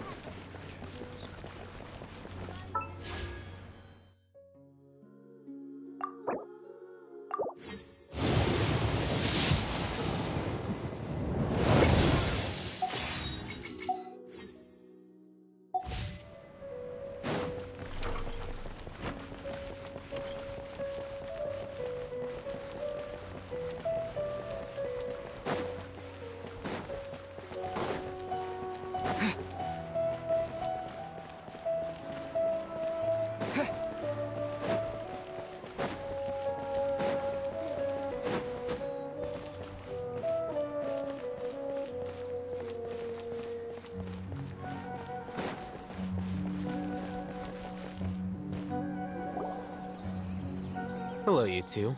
Sleep well? Not really.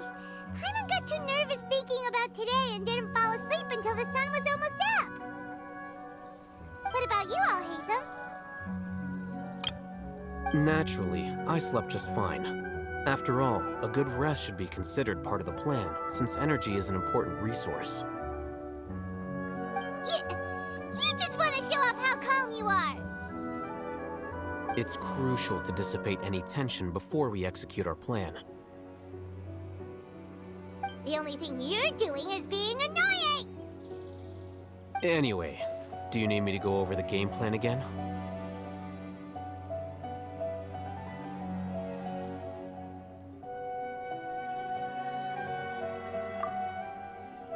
Our target is Grand Sage Azar's office.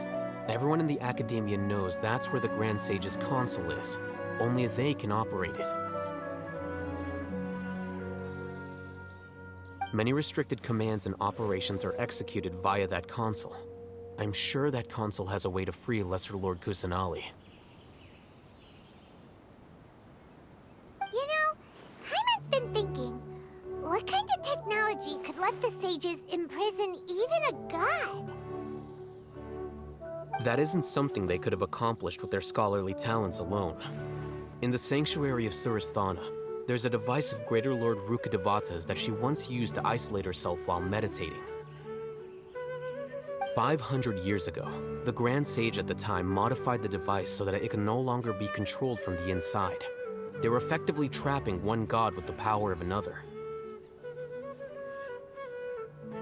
So, how are we gonna get to the Grand Sage's office?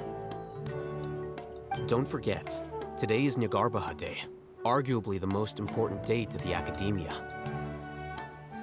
The sages and core Academia personnel are busy loading the latest batch of research developments and legal decrees into knowledge capsules so that they can be entered into the Akasha.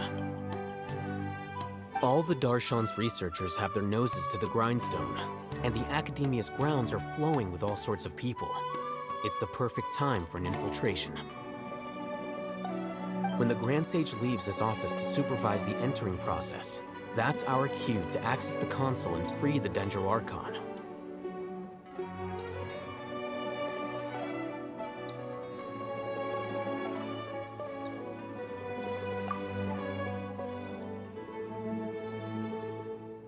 Well, yes. That's just the visible side of our plan, after all. If precedence holds, the Academia should have already started preparing for Nyagarbha Day. Everyone should be in position. All that's left is for us to lead the charge. Let's go. So are we just gonna walk in through the front door, or...? Yes. Were you expecting a stealthier approach? Paimon can't think of a good comeback. Alright, it's all on Alhaitham if things go south.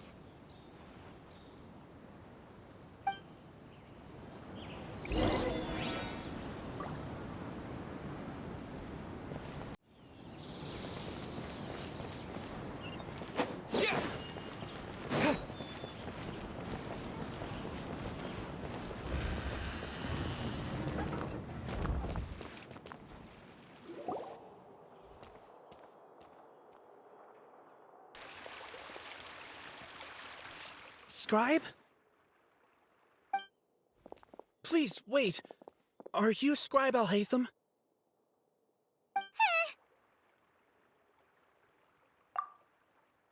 That's me. Is something the matter? I'm in a hurry. No. I was just surprised to see you here. I had heard that the sages were looking for you not long ago, but I didn't know what for. And, also, please don't bring outside guests into the Academia.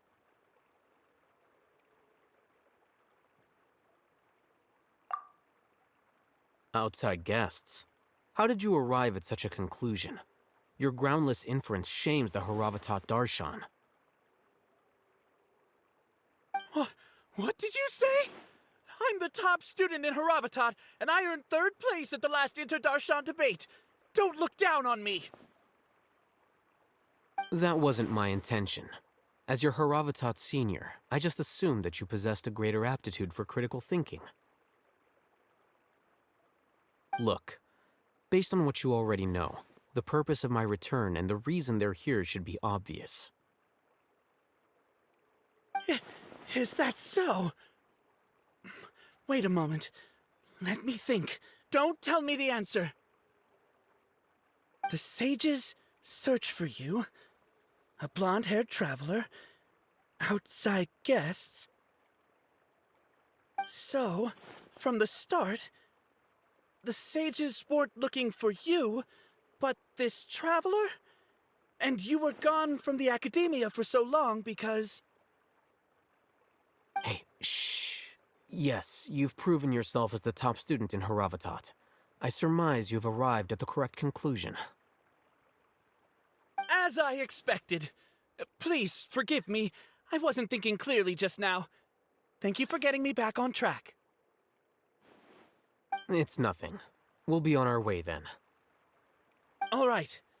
Thank you for your contributions to the Academia, Scribe.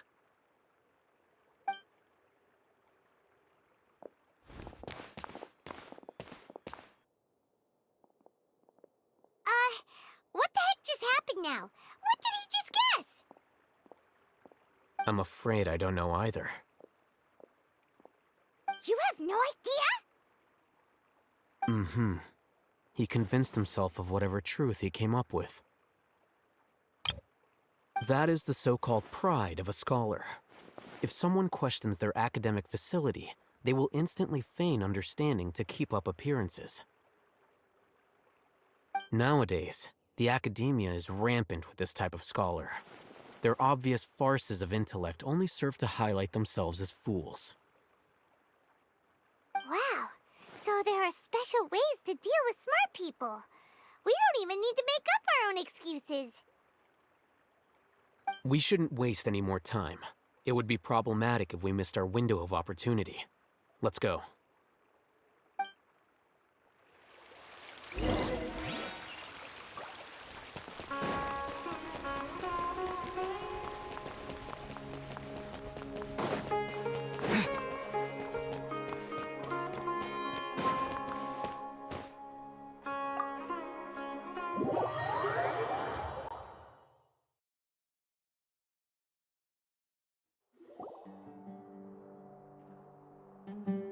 Is this the Academia's library?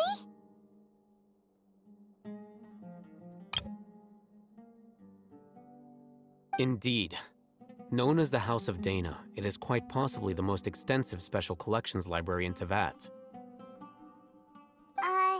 There are a lot of students going through here. Is it really okay just to waltz right in?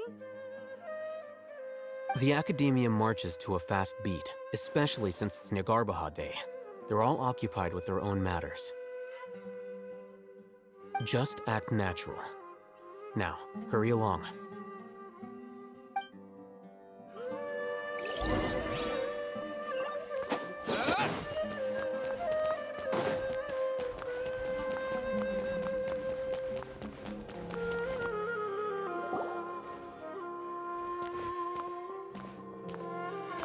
What's this platform for? It's a lift that Academia personnel use to access higher floors. Are we gonna take it then? The Grand Sage's office is up there somewhere. No, not right now. We can't guarantee that we won't run into the Grand Sage. Let's step back and observe for now.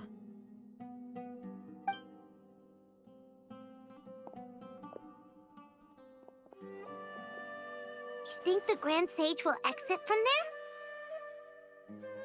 And after he does, we'd sneak past him? Oh, Paimon thinks that's really dangerous. Who knows?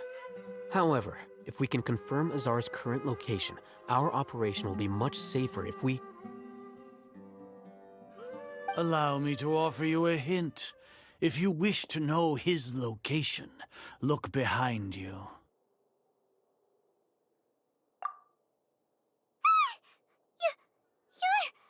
What's Grand Sage Azar doing here?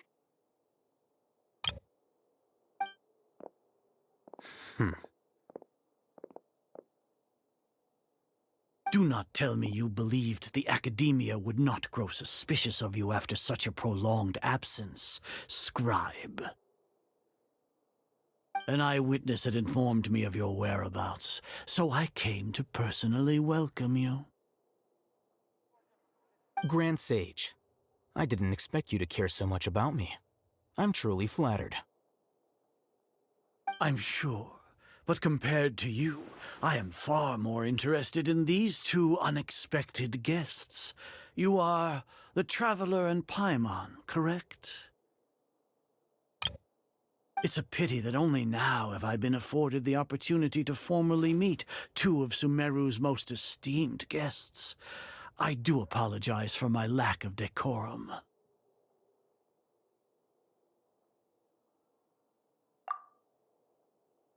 Excellent. You immediately initiated discussion instead of attempting to prepare some perfunctory excuse.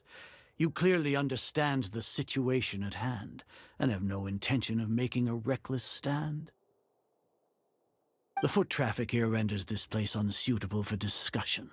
Please, follow me to my office.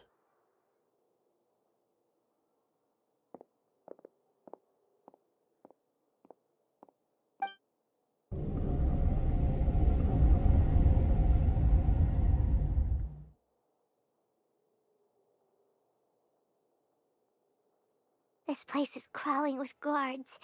There's no way out for us. All right then, traveler. What did you wish to discuss with me? Today is Niagarbaha Day, so I still have many responsibilities to attend to. There is little time for idle chit-chat before I detain you all.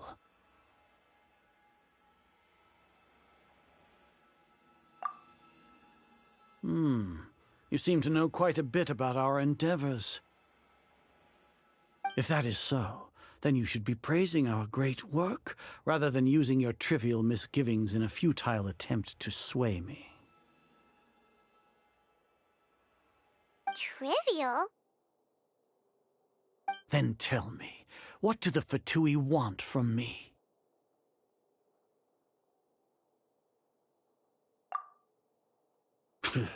Worthless. Those are all completely worthless. Benefits, divine power. These materialistic words do nothing but debase our great work. Creating a god. Yes, we are using human wisdom to create a god. If humanity cannot attain omniscience and omnipotence, then we shall create a god to reveal them. This is the pinnacle of human wisdom. We shall regain a god's guidance at long last. No longer will we flounder in the interminable void of consciousness and knowledge. Even Ermin's soul will be freed from its plight. For our nation of scholars, this is the ultimate aspiration. No cost is too great to realize it.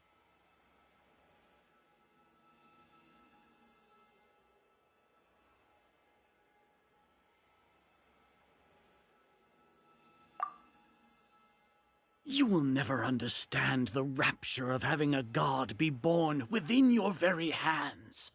With your degree of knowledge, you cannot even comprehend such an emotion.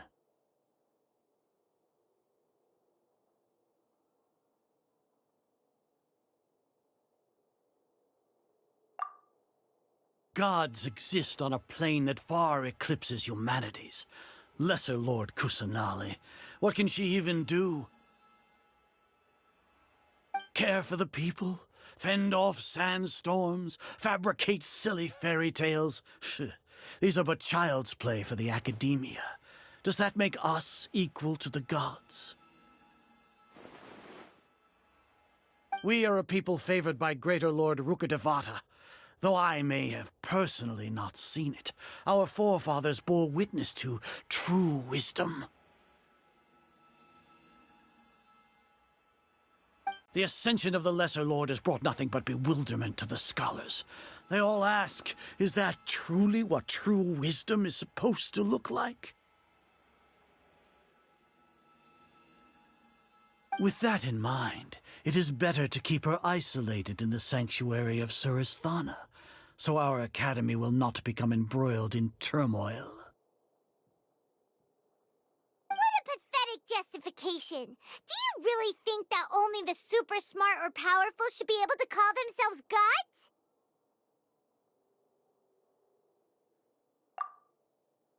As per your judgment, Grand Sage, they are indeed dangerous individuals. Not only are they acting against the academia, but their ideologies have the potential to lead scholars astray. Looks like there really was merit in my assignment. Alhaitham? Are you talking about us? Anyway, I've brought them to the academia as ordered, but it took some time and trouble. Oh, that reminds me. Here's the investigation report you had requested. It's a summary of my time spent with the Traveler, an array of information about him ready for your perusal. Alhaitham? So you're still on the academia side! We finally started to trust you!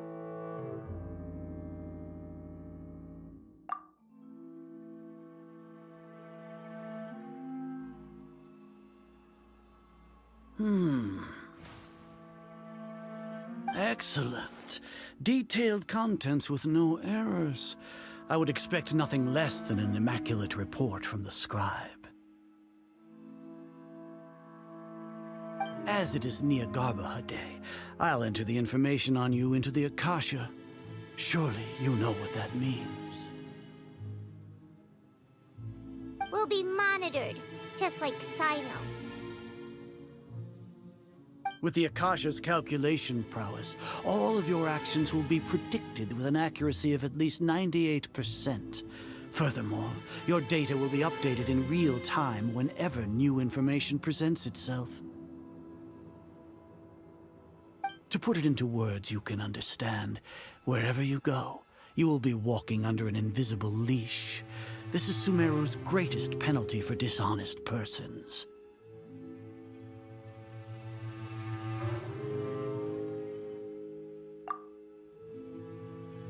Are you not familiar with the concept that great responsibility begets an equally great suspicion?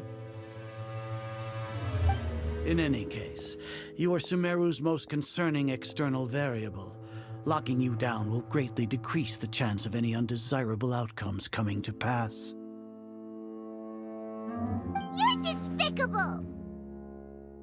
Despicable? Perhaps from your perspective, but I suppose you had mentally prepared yourselves for this, no? Your ploy was to sacrifice the Traveler here, was it not?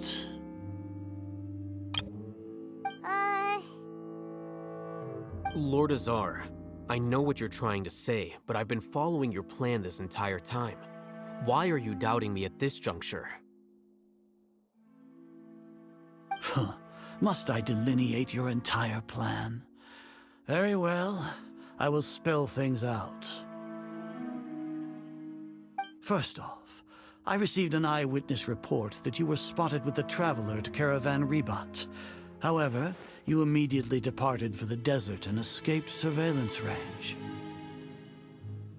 Judging by the time, you all likely encountered the truant General Mahamatra in the desert. Am I correct?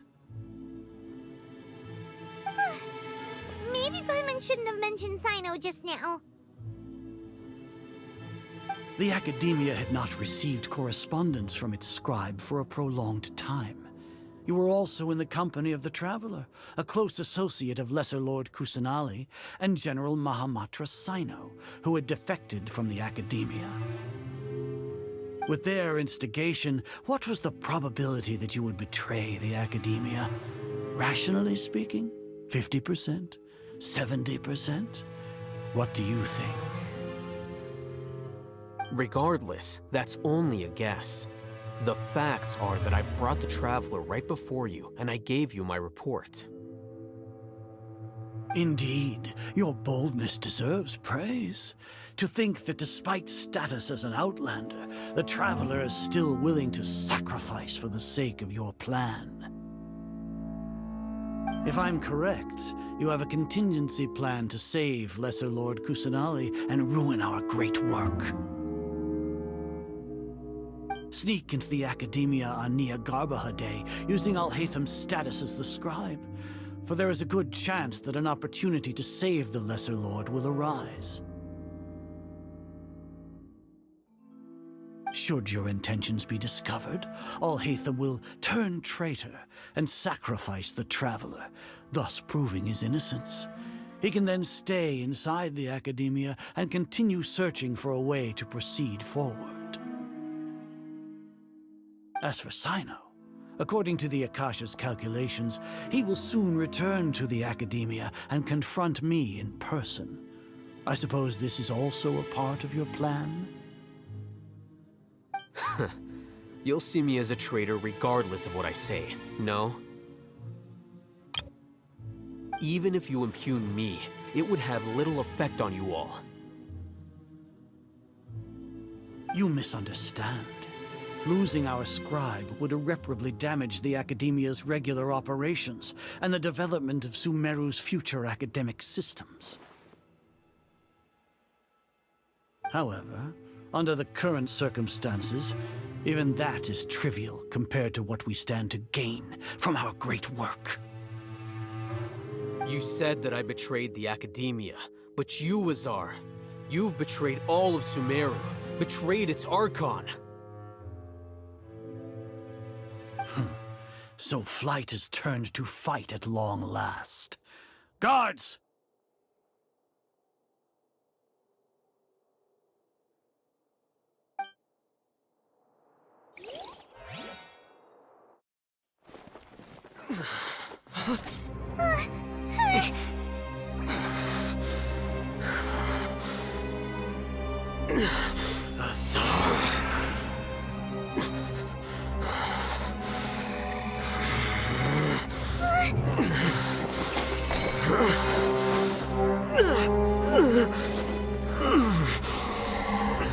Well, what do we have here?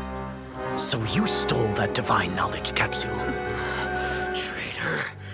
You traitor! Even the most rational scholar will yearn for the power of a god in a moment of desperation.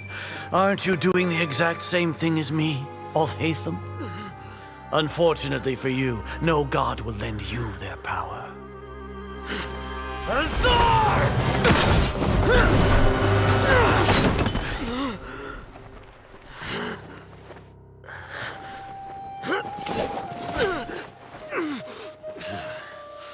He has gone completely insane.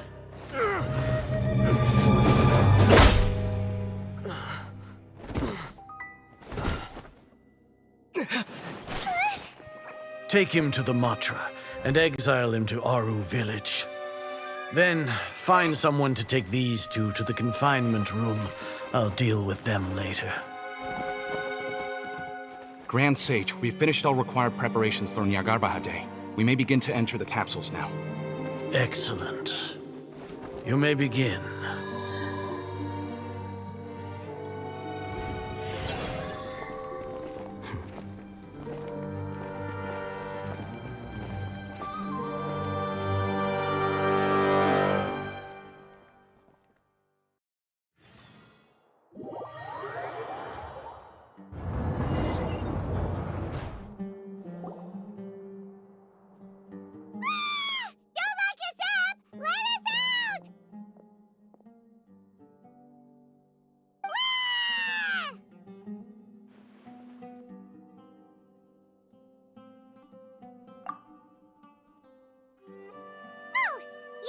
Paimon got a bit carried away there.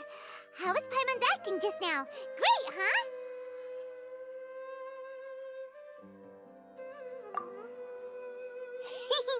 Everything's going according to plan so far.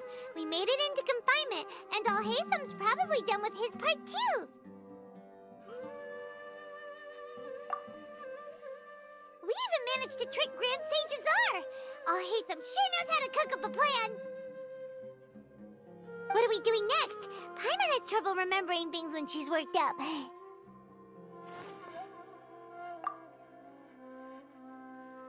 Right. Paimon thinks it went something like this.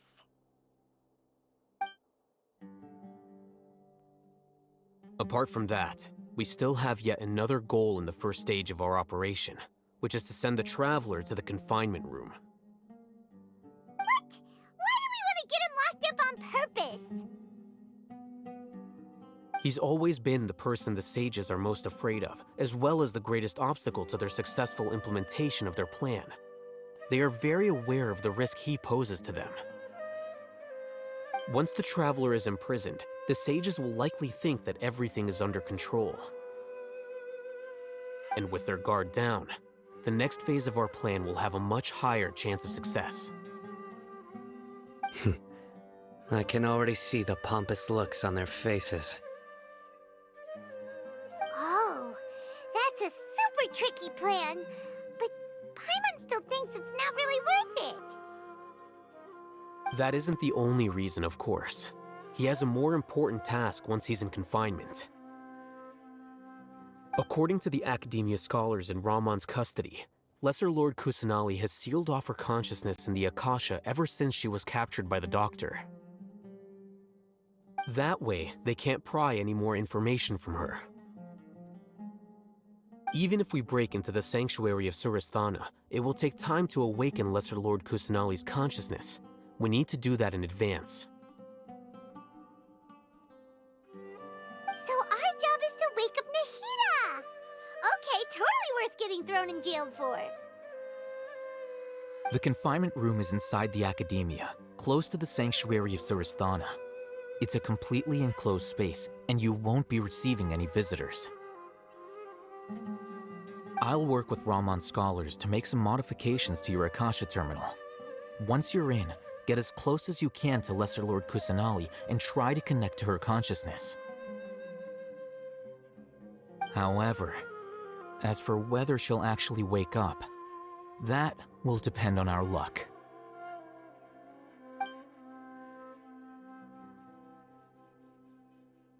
Oh, no wonder you've been wearing your Akasha terminal today. It's the one that Al-Haytham modified. Paimon thought they'd take our Akasha terminals when they locked us up in here. Were they being careless?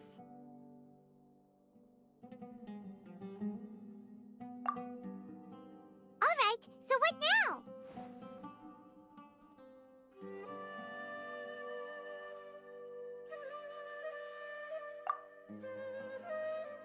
Sounds easy enough. We can finally talk with Nahida after all this time. Let's do it. There's a light flashing on your Akasha terminal. It's almost like... the faster it blinks, the better the signal.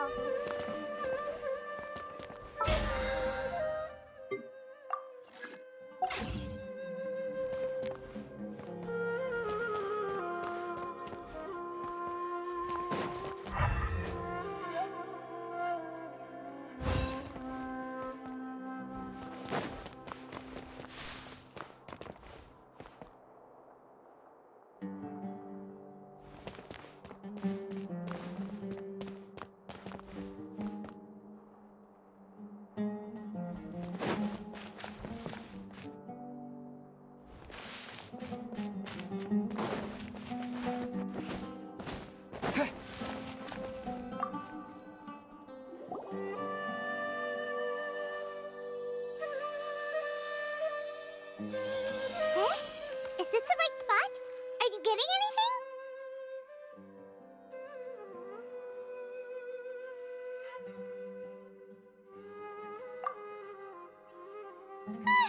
Please work.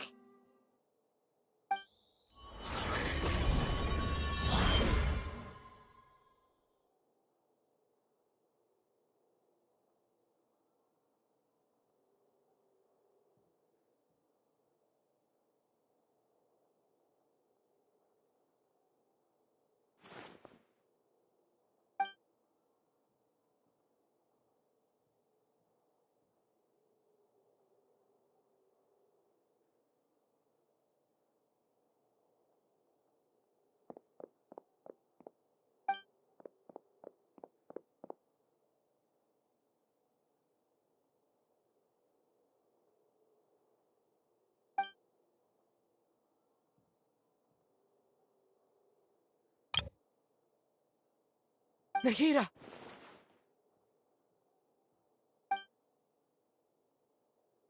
Hey, Nahida!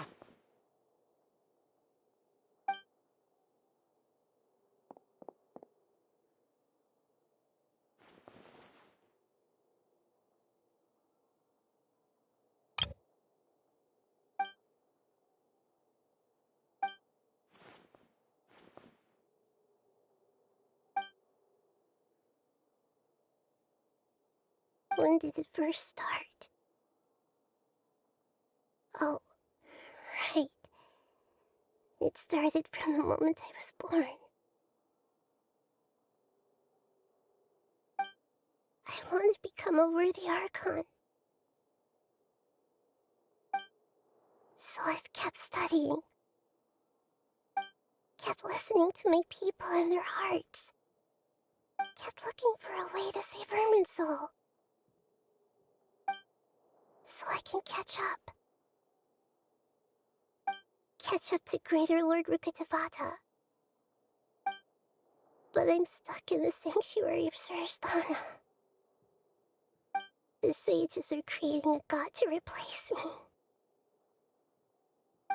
And I'm forced to lock my consciousness in this boundless darkness. Nahida!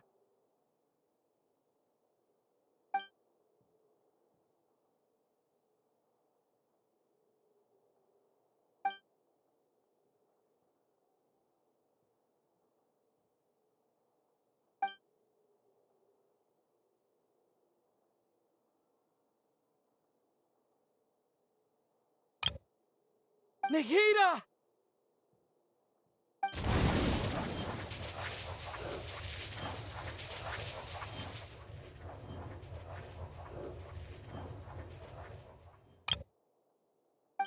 It's so quiet here.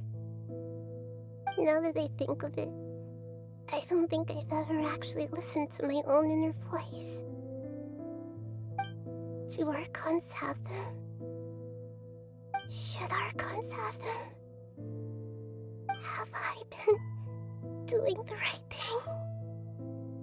Am I really not needed?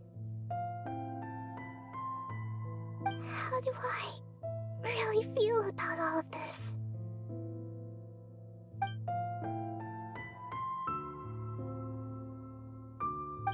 It's so quiet here.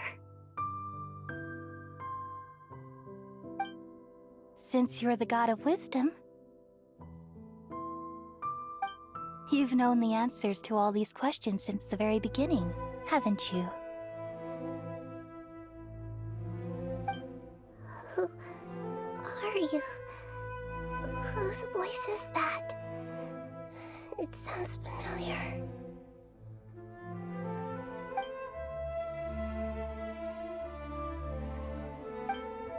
You're right, though. I won't ignore my own voice anymore.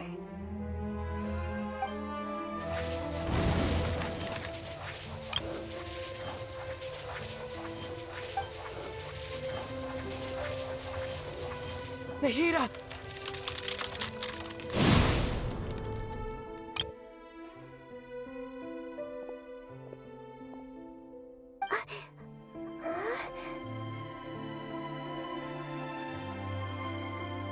Nahida?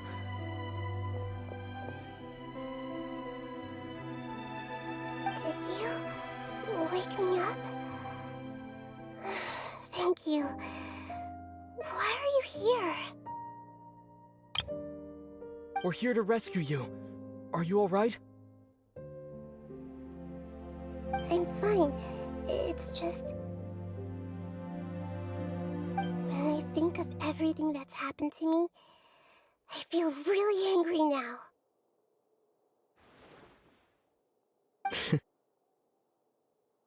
You should have been angry ages ago.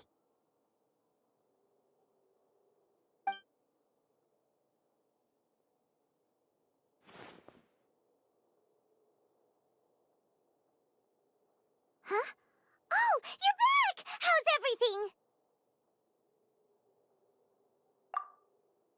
That's wonderful news! Great! We weren't locked up for nothing! When you went to wake up Nahida, Paimon was listening for any sounds outside. You were out for a long time.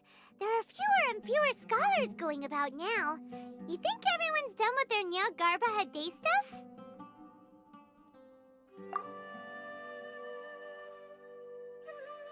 Yep, so that means our next act is Milu's performance!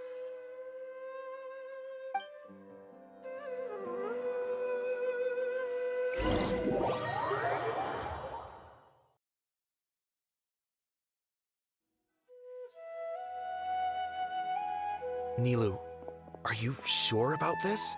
You're taking such a great risk for them. I'm sure, and I'm going.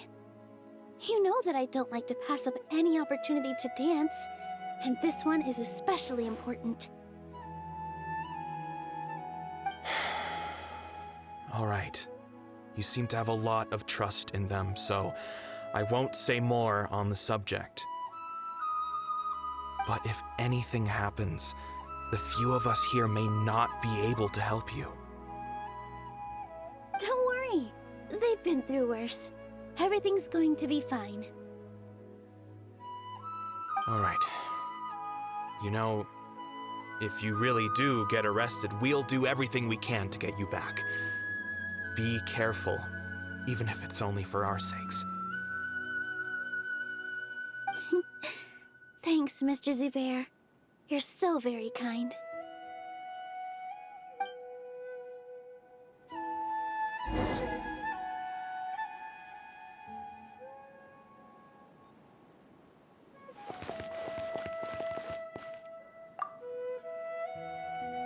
Always remember that your safety comes first. And don't forget that you're the star of Zubair Theater!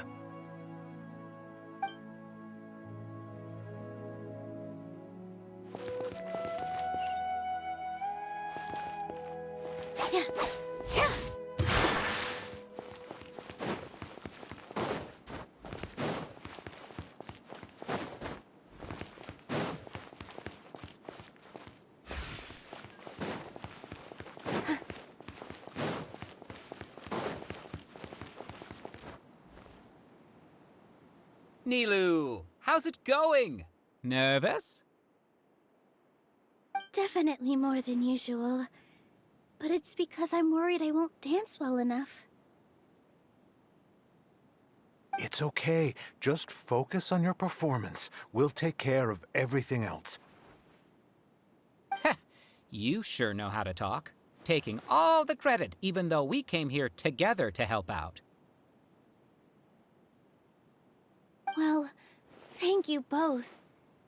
I'll have to treat you to a meal after all this ends.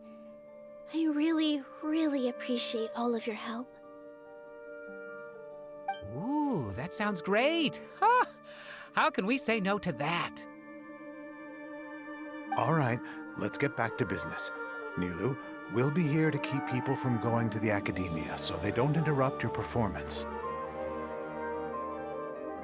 I was planning on telling them something like, the Academia has been conducting a weird experiment, and some of their test subjects escaped. It's really dangerous there, so stay away.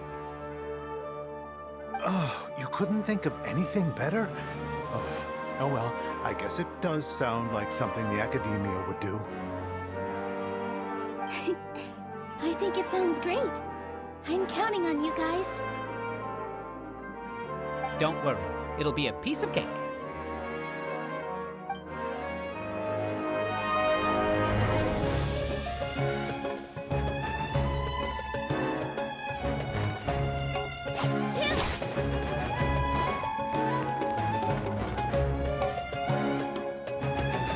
Hey, Nilu! Sorry, it's great to see you, but I'm really busy right now. Our Bait People Away with Yalta Candies plan is working beautifully. Do you want some candy? We have more than we can give out. Vihar, thank you so much for doing all of this. And even dressed up as the Knight of Flowers, no less. I'll pass on the candy, though. I cut back on sweets in the period leading up to a performance, and I'm about to start one.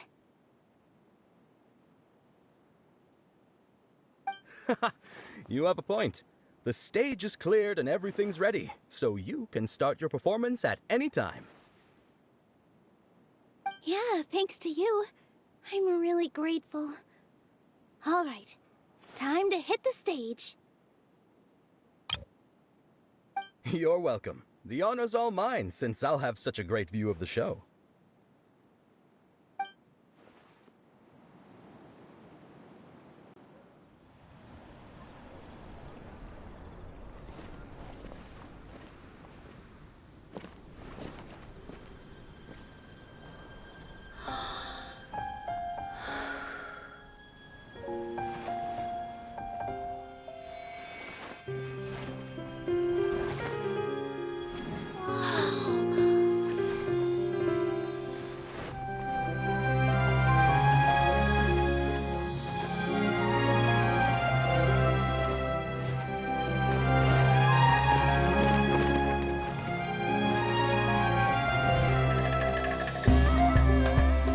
never seen a performance like this. This is incredible. Yeah, but I heard that public performances like these have been banned. I can't believe she's doing this here. Grand Sage, there's some commotion outside. How uninteresting. Issue the new Prohibition Act from the Akasha to the guards. They'll know what to do. Do you think we should, like, stop her? Let's just watch for a little bit longer.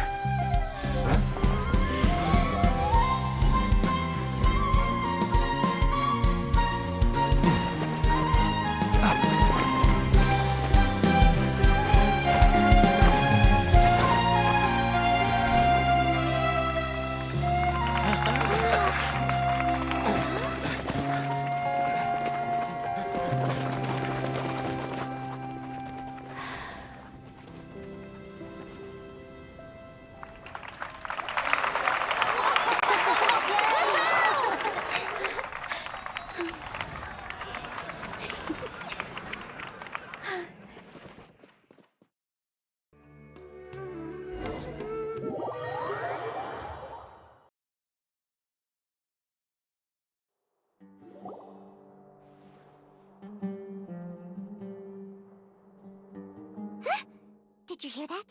It sounds like a lot of guards just ran by. Does this mean the plan has moved on to the next stage?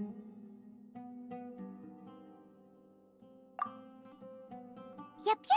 It's great that everything seems to be going well. Come to think of it, when did Al-Haytham replace the knowledge capsule that was about to be entered into the Akasha?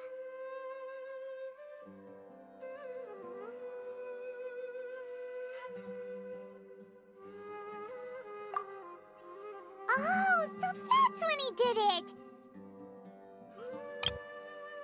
Paimon was too nervous to notice. Speaking of, didn't Al-Haytham also yoink the divine knowledge capsule from that mercenary leader in Port Ormos when everyone else was distracted? Oh, it's a time-tested trick of his.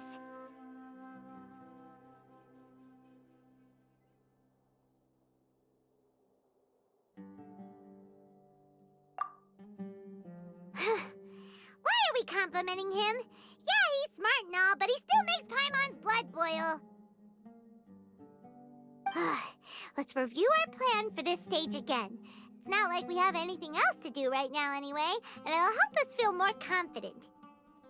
Paimon remembers that Nilou's task was supposed to go a bit like this.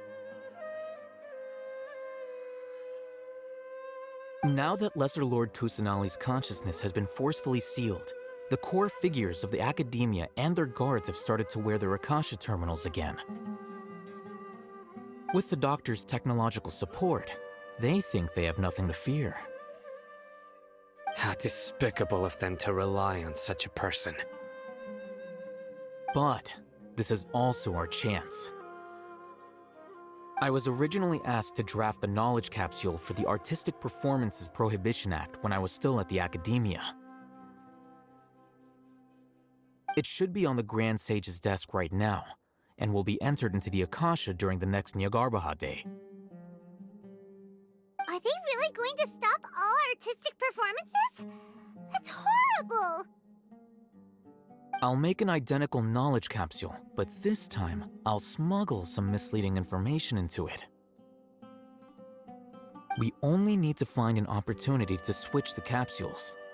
Once it's been entered into the Akasha on Nyargarbaha Day, if someone were to be seen performing in public, the sages would definitely use that opportunity to announce the ban, and so the misleading information will be disseminated amongst the guards. Sure sounds complicated, but it seems like if everything goes well, we'll be able to get rid of all the guards in the Academia without any effort. That's pretty clever, getting right into their heads. I just have one question.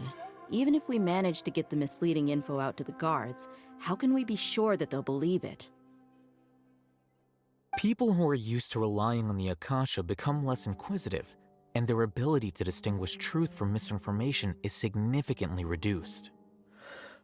They will view everything the Akasha releases to them as the unequivocal truth. The Akasha will turn humans into machines. I've seen it happen many times. Yikes. Good thing I didn't wear it for long when I was working in Sumeru City. At first, I thought it was a good thing too. By the way, this plan still requires a performer, right? Do you have someone in mind? Nilu of Zubair Theater. I know her really well. We can trust her. I'm kinda hesitant to ask her to participate in a dangerous plan like this, but we can ask her in person. All right. After the guards and the Academia are gone, then it'll be time for me and my stowaway brothers to shine.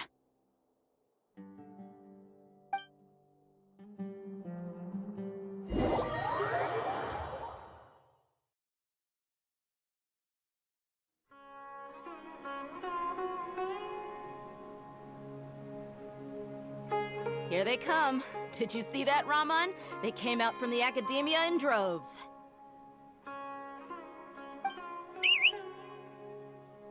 After laying low in the city for so long, this is the moment we've been waiting for. My brothers have already sprung into action. We couldn't do anything to them inside their coop, but outside the Academia, this is our hunting ground. With a lioness like you, the prey sure won't be able to run far. We still need to eliminate the guards as soon as possible. If we give the sages enough time to realize what's happening, the plan's doomed. All they've done is to sit on their cushy salaries and twiddle their thumbs all day while we fought and struggled every day in the desert. The only advantage they might have is their numbers.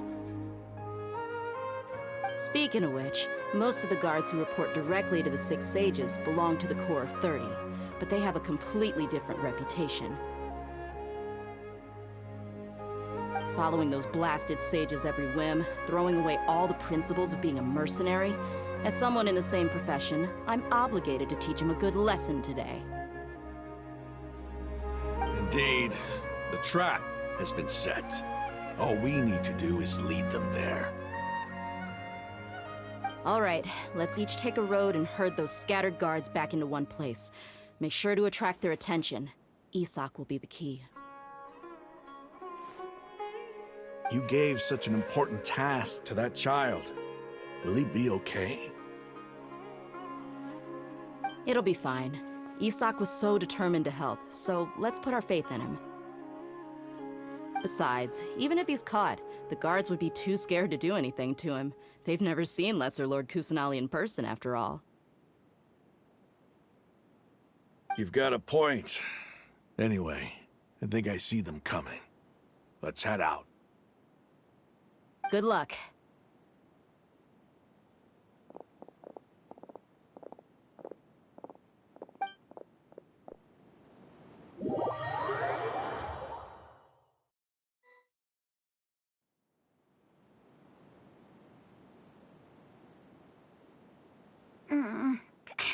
This outfit.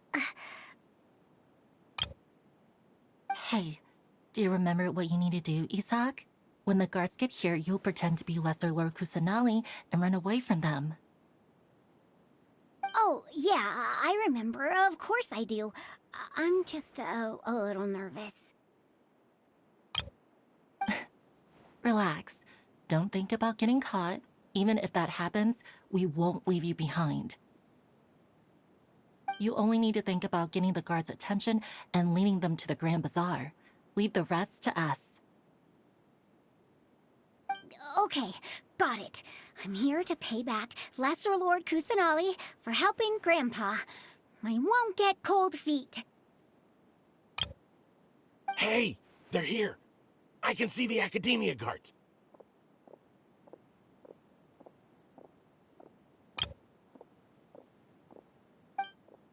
All right, it's time, Isak.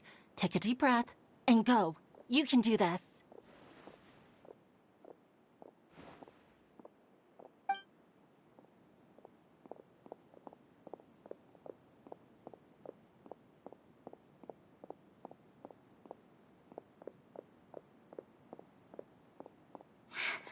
Why is there a guard over there? Did he already run ahead of me?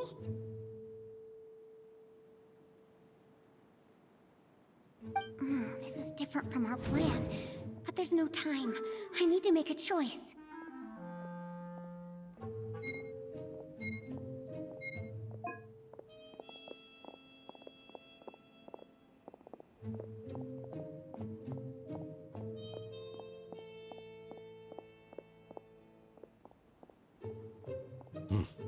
Let's have a look behind the house. What should I do next? Huh. Looks like nothing's here. A waste of time.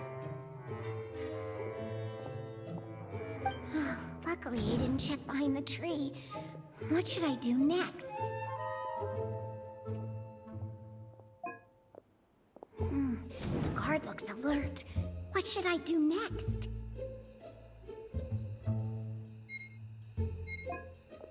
Hey, stop! I saw you! Don't try to run.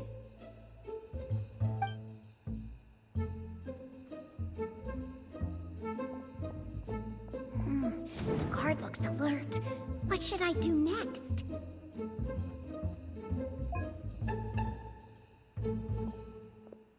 Doesn't seem like anything unusual's around here. Looks like the guard finally left. I need to go.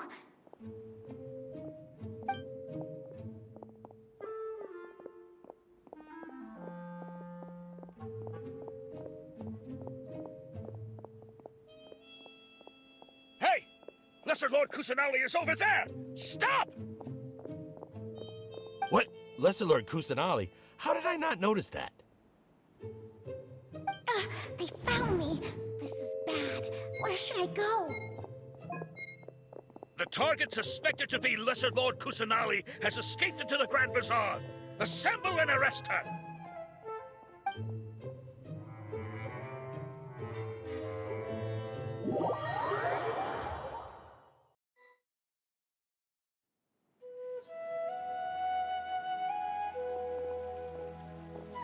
Where did she go? How did she disappear? Did we lose her? Hurry up and find her! Hey, why is your team here? Didn't we say to split up our search?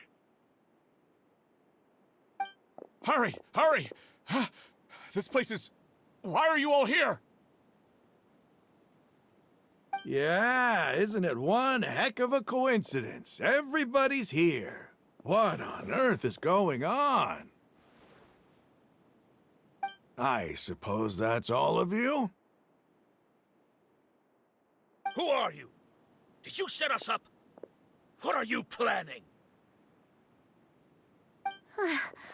Phew, that was rough. I almost got caught. Little brat! So you're not actually Lesser Lord Kusanali. Who exactly are you all? Eremites from the desert? Just some colleagues. Think of this as a business competition, or a personal grudge. After stepping into our traps, stop thinking of yourselves as hunters. Behave like the prey you are.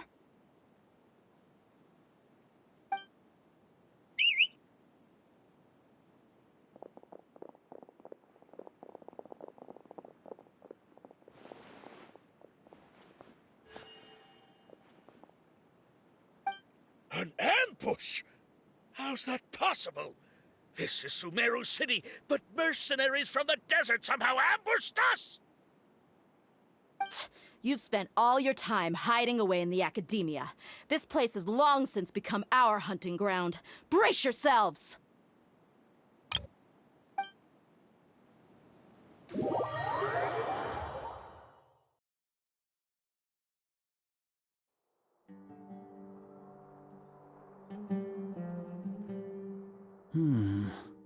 This is odd. The Academia has quieted down after the conclusion of the Niagarbaha Day ceremonies, but it's much quieter than usual. Where are the guards? Why have I not seen a single one? Guards? Guards! Grand Sage, how may I be of assistance? I called for the guards. Why did you come? My apologies, Grand Sage. Right now, all Academia guards have entered the city to perform the ordered arrest. I thought you knew. Arrest? Who is there to arrest? I have an ominous feeling. Arrest Lesser Lord Kusanali, right? Is that not what the order was? Lesser Lord Kusanali? You mean she has disappeared? Yes. I wouldn't dare make up something like that. Right now, everyone is in a panic, and many are saying that Lesser Lord Kusanali will take revenge on us. What happened? Just what is going on? Lesser Lord Kusanali somehow escaped? Was it Alhaitham and his party that freed her? That's impossible. The Academia is heavily guarded today, and any order to release Lesser Lord Kusanali would be strictly confidential.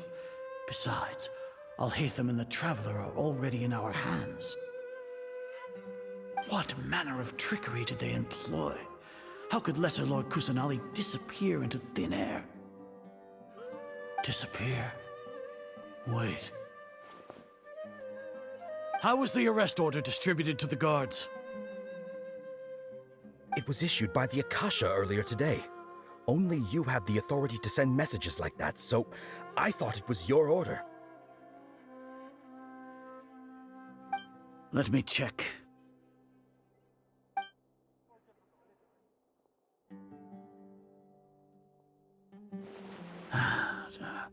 Here. Lesser Lord Kusanali has escaped from the sanctuary of Surasthana. Go to the city and arrest the escapee immediately. The Akasha indeed contains this information, and it clearly appeared in my mind. How did they bypass my permissions to issue this kind of message?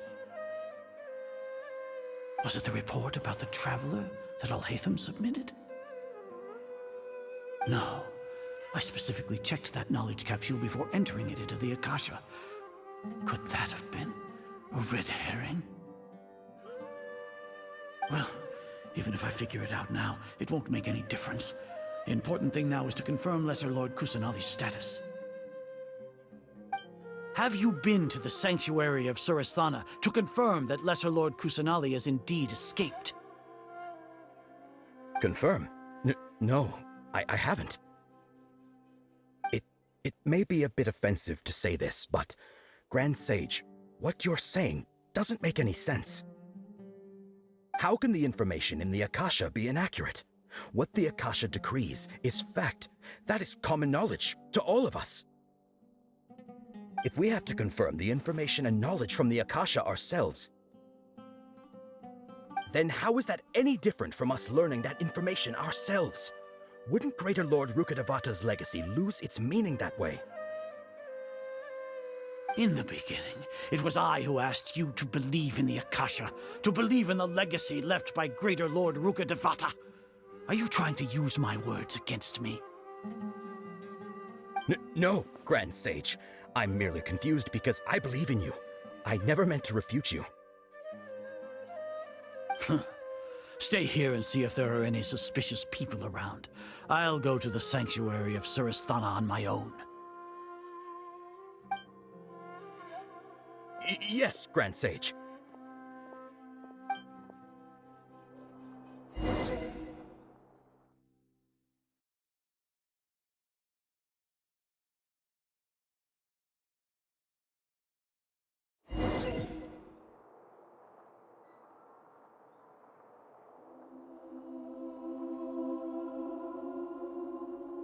Lesser Lord Kusanali has escaped from the sanctuary of Surasthana. Go to the city and arrest the escapee immediately. How can can that be? Stop thinking about it. Stop. It must be a trick of theirs. As long as I personally confirm it.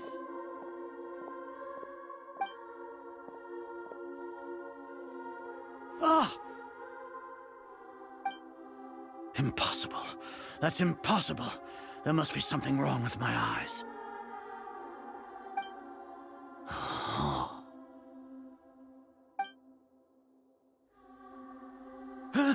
She really appeared again? What is the meaning of this? What a comical sight, Azar. Oh! Once the Akasha has put certain thoughts into your head, even the Grand Sage can no longer see what's right in front of him. You all can only see the world in your mind, the one you think you know. And precisely because of this, you disregarded Lesser Lord Kusanali's existence.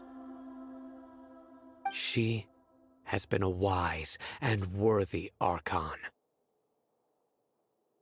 Sino, have you been waiting for a chance like this?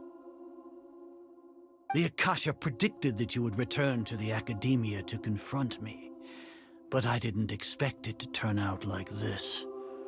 I was careless. No, you were blinded. Your faults stem from your reliance on the Akasha. You're still the same as always. I truly did not expect a proud person like you to cooperate with Alhaitham and the Traveler. People change, Azar. Admit it. The Akasha can't predict my actions anymore. Then tell me, what have you found during your investigation? You want to buy time? This is the sanctuary of Suristhana. Under your own regulations, even Academia staff are forbidden to come here. No one will come to save you. As for the investigation, I've at least confirmed that you are guilty of insurgency against the Archon. A serious crime. So what? Did you do all of this so I would plead guilty in front of you, General Mahamatra? No. I want you to plead guilty in front of the Archon herself. You once said that I had no standing to judge you. So now, how about judgment in the name of a god?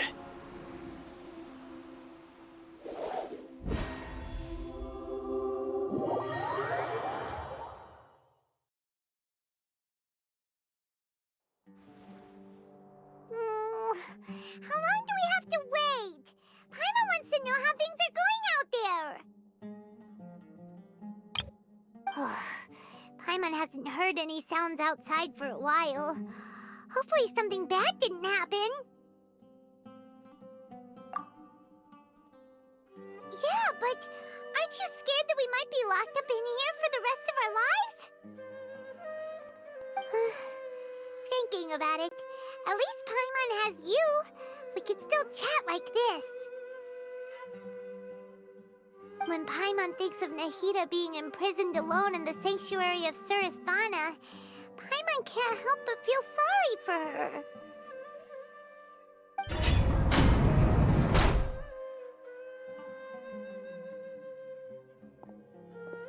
Here comes your savior. Dia! Paimon just knew you would come to rescue us! You two really owe me some big thanks. I had to search through who knows how many guards to find the key here. It felt even more tiring than whacking them. I'm exhausted. Thanks a lot. Need Paimon to rub your shoulders? No, that's, I'll pass. What are you afraid of? Oh, are you ticklish? Now isn't the time to talk about being ticklish.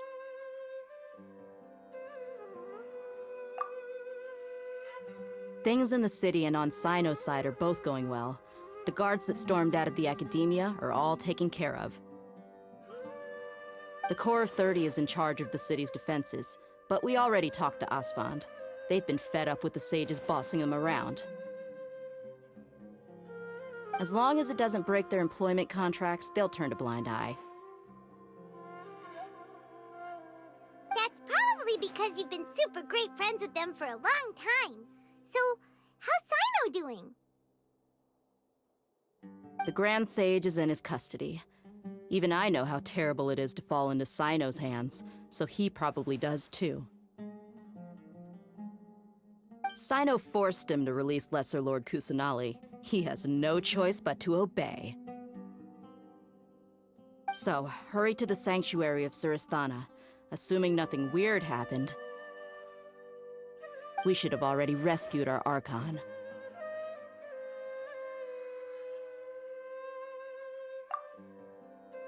Honestly, I didn't expect our ragtag bunch to do this well. We just came together last minute to save the Archon, you know? Alright, you two better go. I still have to clean up some messes in the city. See you around.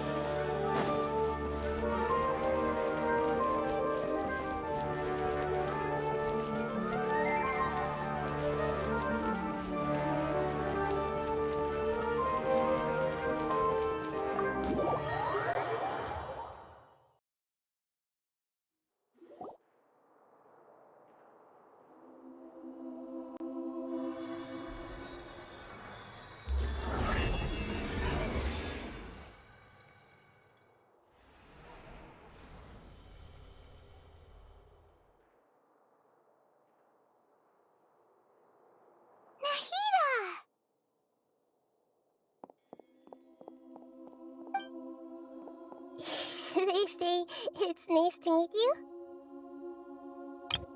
This is the first time we've met in real life. Before, we've only met in dreams, consciousness, or when I was in someone else's body. Thank you so much for coming to rescue me, but I also need to apologize. During this time, I did some self-reflection. My sense of inferiority and yielding to the Academia led to all of this, and created so much trouble for you all.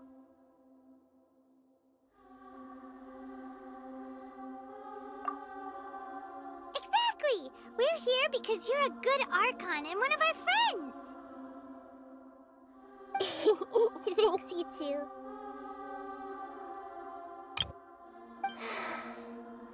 Amazing. So this is how it feels to walk out of that cage with my own body.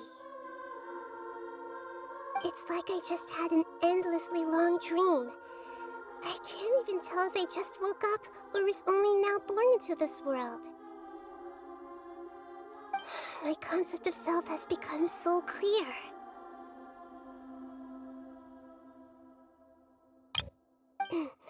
But now doesn't seem to be the time to indulge in this feeling.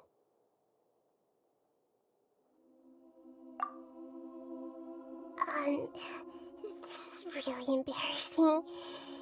You all just rescued an Archon, and now she needs your help to save her country, and even the entire world.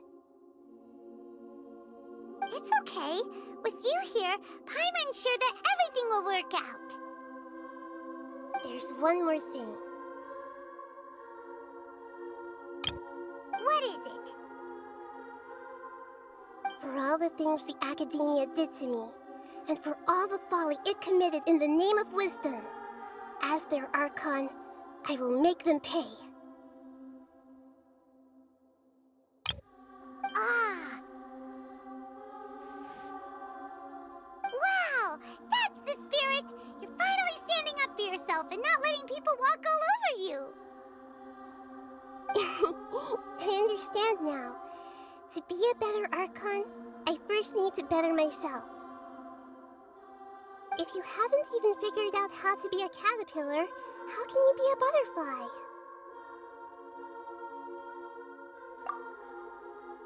Yes, true. That reminds me. I wonder how far along the Academia is with their God creation plan. We need to hurry and prevent the birth of that false god. I need to make some preparations. Since I'm now free, I can establish a direct link to the Akasha and control it. First things first, I need to remove the restrictions that the doctor put on me in the Akasha. After that, I'll make some adjustments and revoke the sage's permissions. The Akasha will then be like how it originally was, only operable by the Archon. After all, the Academia betrayed Greater Lord Rukkhadevata's trust. This might take some time. In the meantime, you should also work on your own preparations. If we don't stop the God creation plan in time, we'll be in for a tough fight.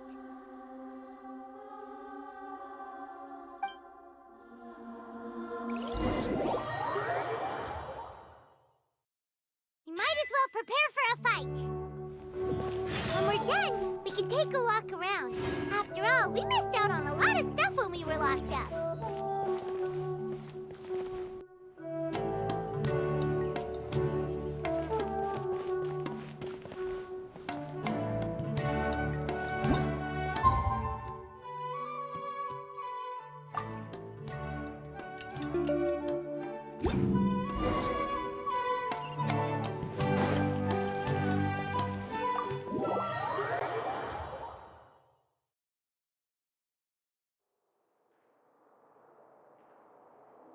How's it going, Nahida? I'm done with the parts that needed my involvement to complete. Although it's my first time working with the Akasha like this, its internal structure and operation procedures are easy for me to understand. Greater Lord Rukkhadevata's design is truly brilliant. Oh, also, this is for you. Huh? What's this little floaty thingy? It's a small device I put together just now. You can think of it as an upgraded Akasha terminal. You may not need it right now, but it should be helpful in certain situations. Wait! This thing has the same characteristics as Paimon!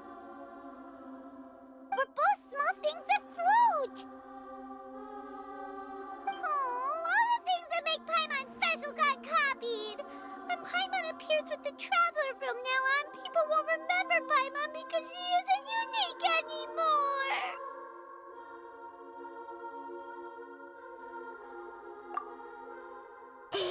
It's alright, Paimon. It can't replace you. It's only a flying device, but you're the Traveler's irreplaceable friend. You're so good at comforting people, Nahida. If only the Traveler was as smart as you. I was simply telling you what I feel to be the truth. I wasn't trying to comfort you. Nahida, you're natural at this. What you just said made Paimon even happier. By the way, there's something I need to confess. Even though I'm the Archon and in control of myself again, I'm not very good at fighting.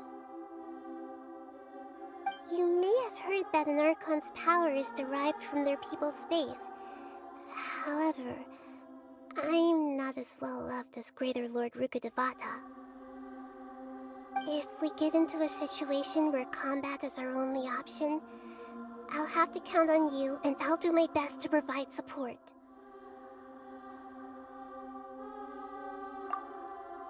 I'm glad I can rely on you. So the God of Wisdom isn't good at fighting? That actually sounds about right. I've located where the false god is. Time is of the essence, so let's get to it.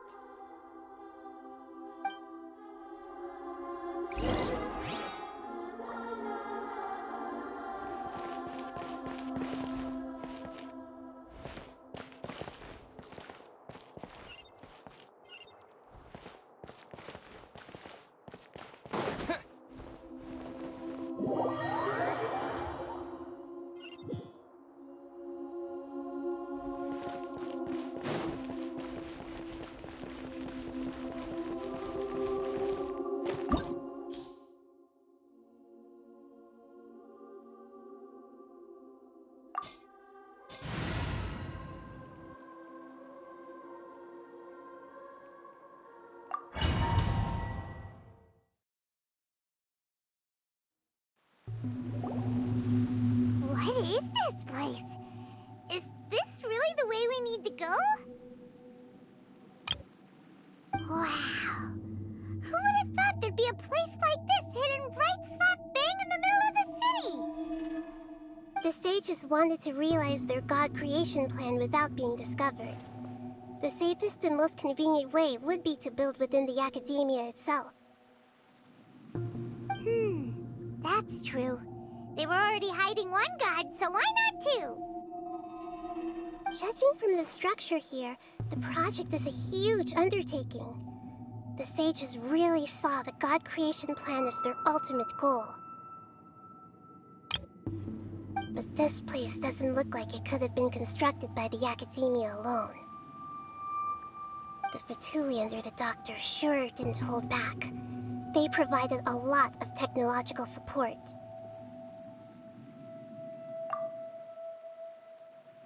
Yeah, or else they wouldn't have been that generous.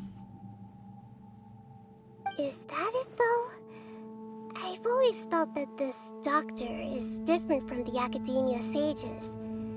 He doesn't seem to share their sense of urgency. Instead of being interested in the end product, it's like he's enjoying the experimental process. The Fatui Harbingers are all such weirdos. So, the doctor being weird is actually normal. So, this Fatui that they're trying to turn into a god is called the Balladeer? We had previously come into contact with his consciousness. He harbors particularly strong obsessions. One is the desire for a gnosis, since he was created to be the vessel for one. The other obsession is probably related to his past. I can't quite explain it. Paimon knows that he was a prototype puppet for the Raiden Shogun before he became a Fatui Harbinger. That's why he wants a gnosis so badly. There's no way he'd willingly be a test subject. Not with that temper and ego of his. It sounds like you know the Balladeer quite well.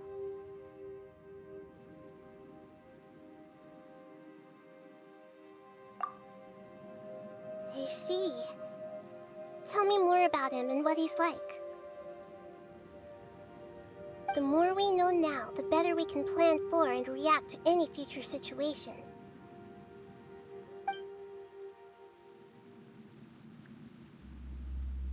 Ah, I see.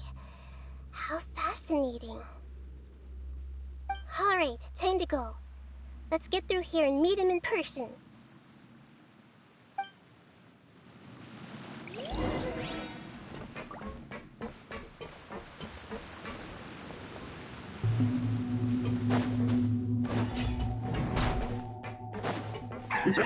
Work time! Let's begin! Adventure time! It's Animo Test 6308. Go on! Give me a go! Stay Light it up! Time to fulfill my duties! Send this quickly! No slacking off! Wake up, everybody! Stand!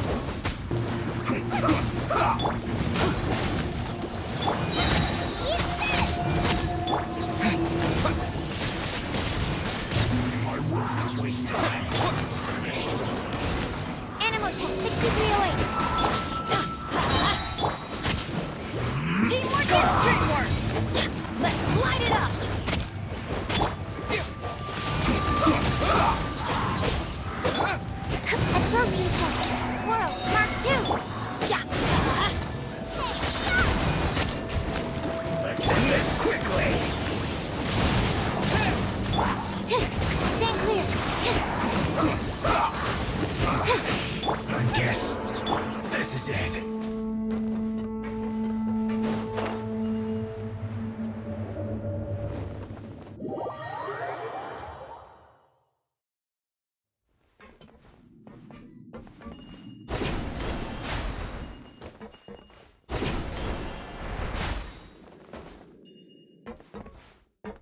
Looks like we can climb up these pipes.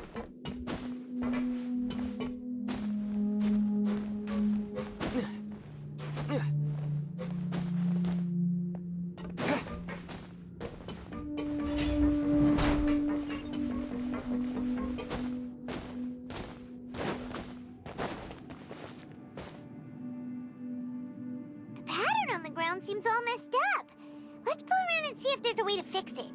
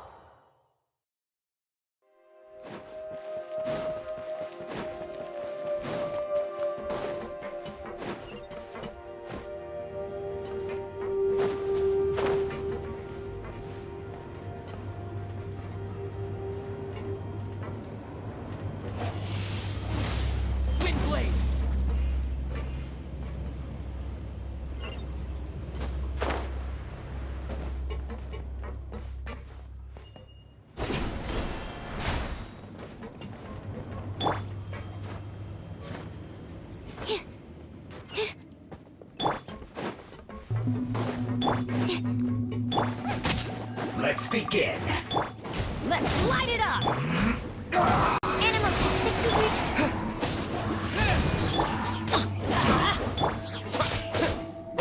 I will end you. Let's end this quickly. Stand back!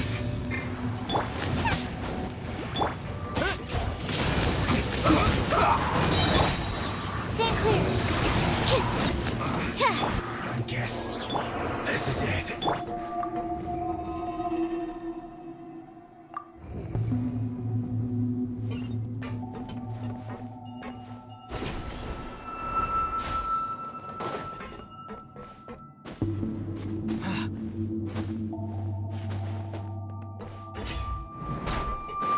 Frozen.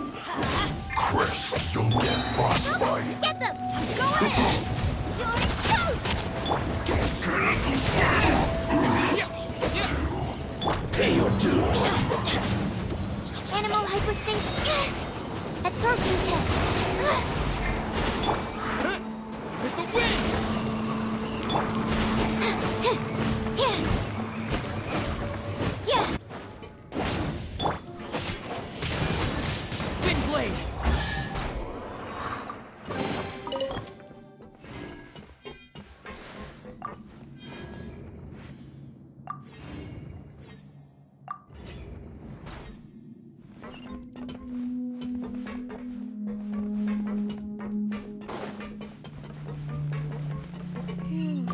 The cart is stuck. Maybe there's something wrong with the tracks. Let's try adjusting the direction of the device to clear the tracks.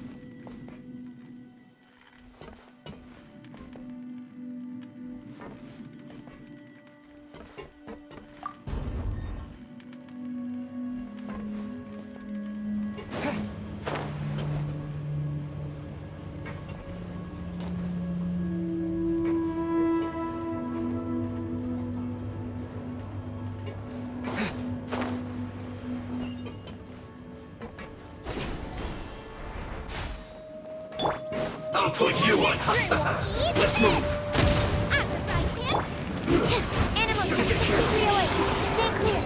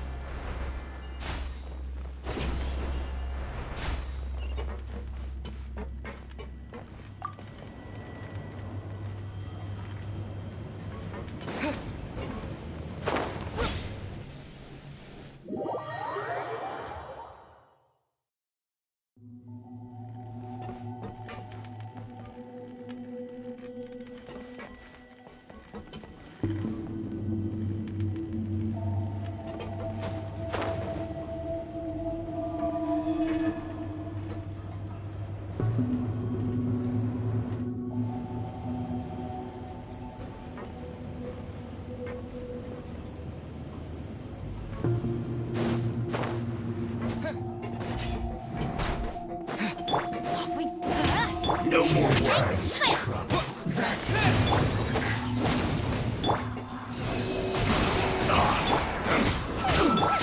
I will end you. Let's light it up! I'm going in! Booba, get them! You're toast! I'll put you on high heels. Well, let's move it. Disappear! You can't run! Animal 6308! Looks like I went too far. One after another! Teamwork is dreamwork! Swirl, Mark 2! Absorption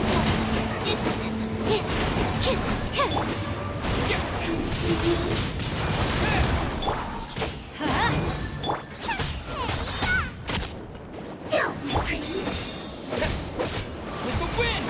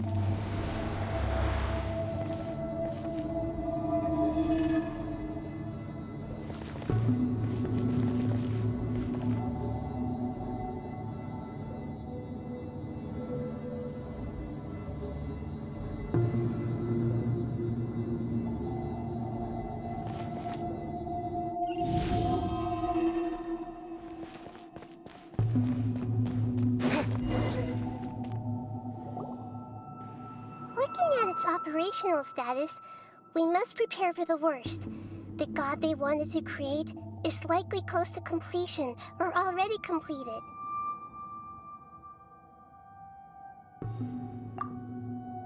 Oh no! What should we do? Paimon can't imagine how hard it would be to fight against a Fatui Harbinger with a Gnosis! Are you nervous, Paimon? If you really want to know, of course Paimon's nervous! Aren't you too, Nahida? Yes, I am. This is probably the first time I faced with a calamity of this degree since my birth. I feel not just nervous, but curious as well. Curious? Curious about what? Curious about her fate. To me, everything we perceive in this world, everything we learn, and everything that happens to us is considered knowledge. And if it's a form of knowledge, then it can be understood. However, only fate is about that which has yet to occur, so it has always drawn my curiosity. So to me, fate is the ultimate knowledge. That's also why I love observing humans and all the things that happen to them. It all brings me great satisfaction. And now, at long last, I'm not just an observer anymore. I will personally experience my own fate with you by my side. Isn't this such a wonderfully exciting thing? Ah, so that's what you mean. Paimon thinks she understands what you're feeling.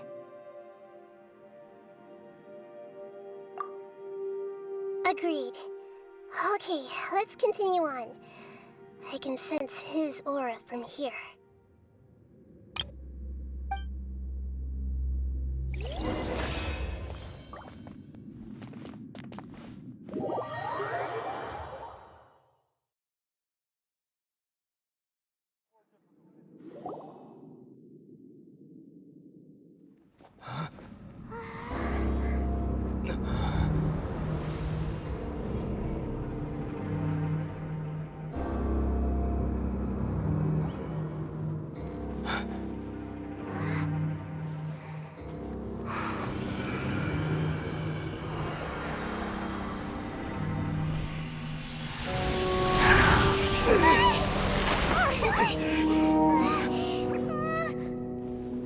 would have thought the world would be so eager for my birth? I remember you, Booer, the god of wisdom, and standing beside you, the traveler. Is he all-knowing and powerful now, like Greater Lord Rukkhadevata? No, I can't feel the same kind of divinity I felt from the Greater Lord. It seems that the sages didn't get the chance to infuse the divine knowledge capsules into him. But even still, he has undoubtedly become a true god now. So we're too late? The Balladeer has already become a god? The Balladeer. A long bygone title. When my spirit ascended to divinity, I felt as if I had existed for the same number of epochs as heaven and earth. Looking back, the existence of what once called itself Kunikazushi appears infinitely small and ugly.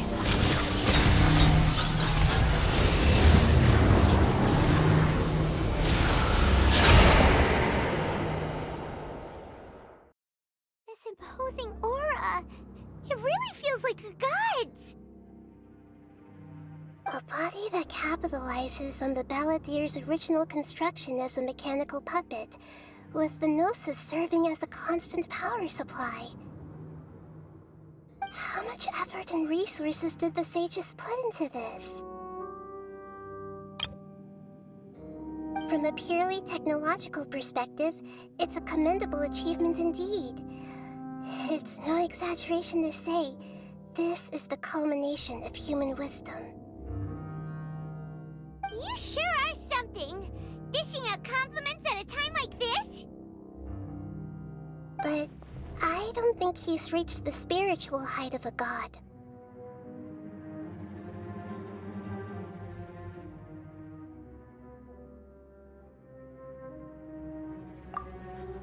Strife is engraved upon every god and every gnosis brought forth into this world. Can you feel it? The exhilaration of such power, and the thrill of anticipation for our contention. Nahida wouldn't feel the same things as you! Do you not realize that you are interrupting a conversation between gods? Lowly creature, know your place!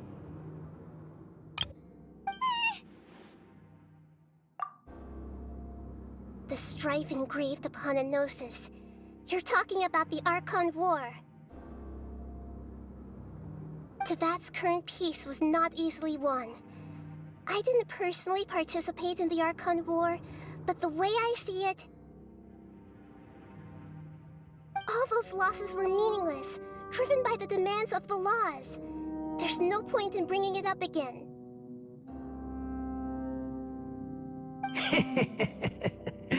Is that so? Yet I am deeply disappointed that I was never allowed the fortuity to personally participate in the Archon War. This is a first. Encountering a god in this world who does not crave power.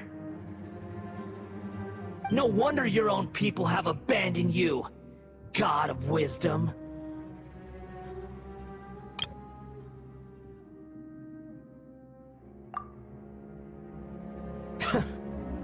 Your judgment is as your existence, unsubstantial. This is where everything ends, Booer, the god of wisdom. You should know that wisdom cannot solve every problem. Like now, where your only option is to face me in combat. Come! Let us reenact a scene of the Archon War. Come and inaugurate my birth as a god.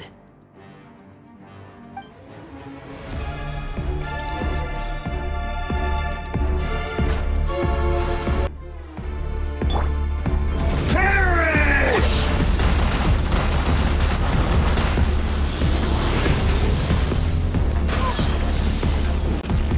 Feeble human!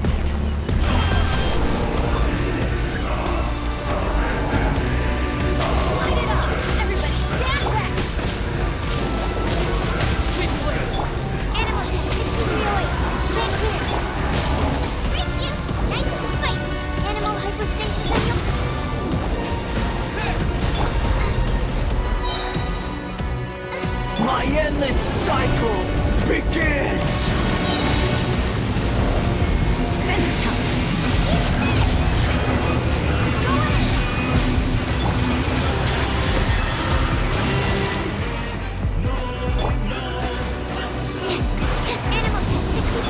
Churn!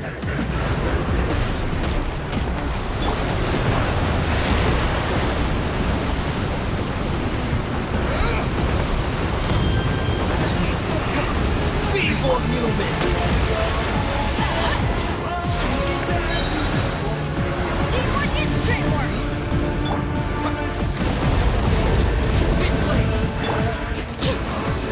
Absorption test.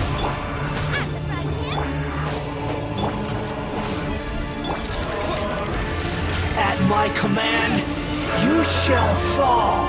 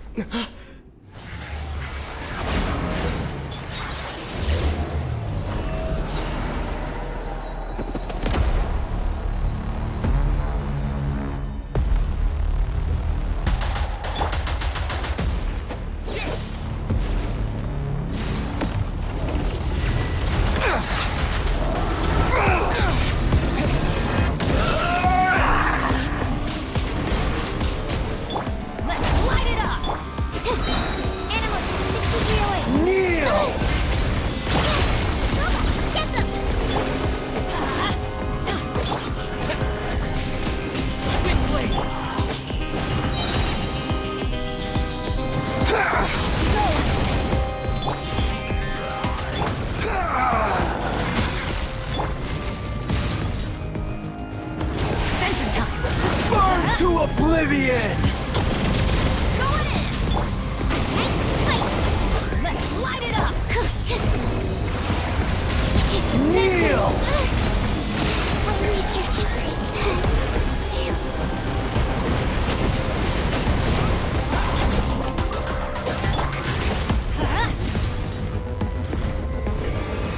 Reality is pain!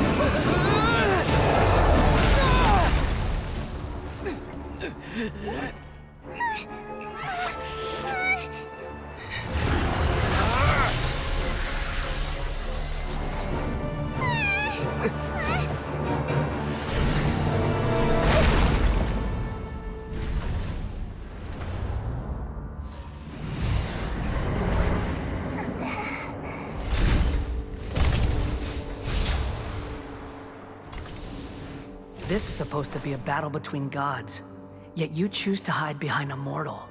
And now, you're acting like you'd sacrifice yourself for a human. Are you having fun proving a false sense of heroism to yourself, Booer?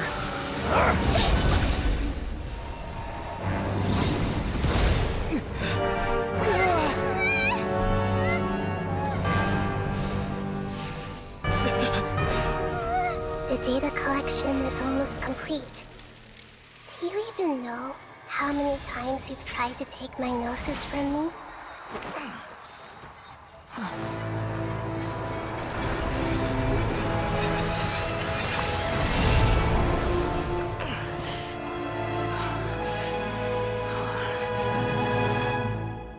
We just concluded the 168th loop. Did you know that in the effort to create you, the people of Sumeru were forced to live through the exact same number of Sub-Zerus festivals and Samsara cycles? The power of dreams. When did you use it on me?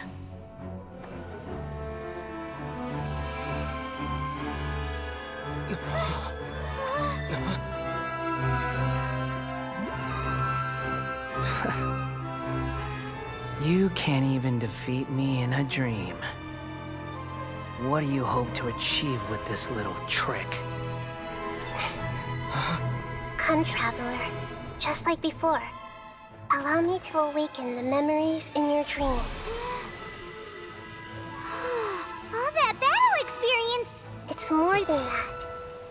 Compile everyone's wisdom in the name of the Archon. That is the original function of the Akasha.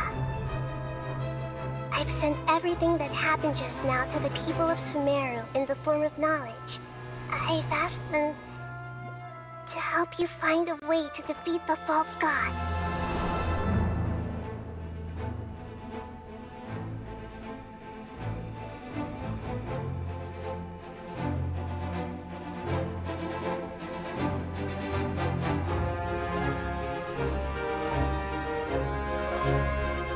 Now, all of Sumeru's wisdom is at your disposal. Meaningless tricks won't save you.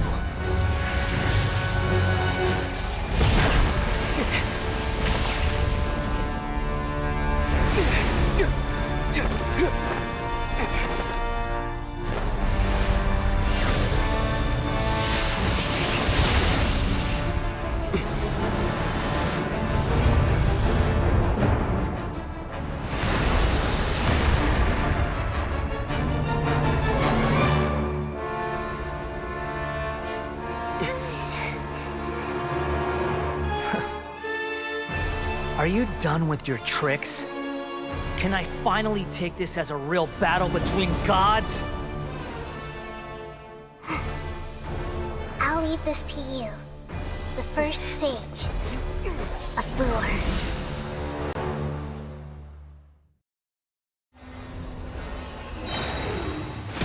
I am the all-knowing God!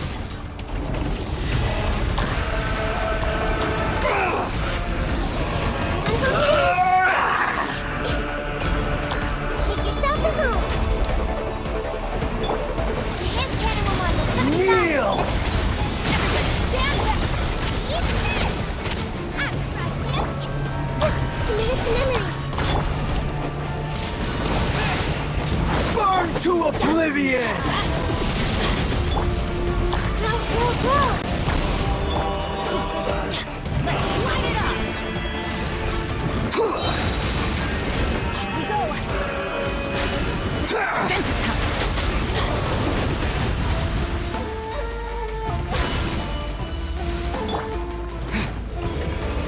Reality is pain!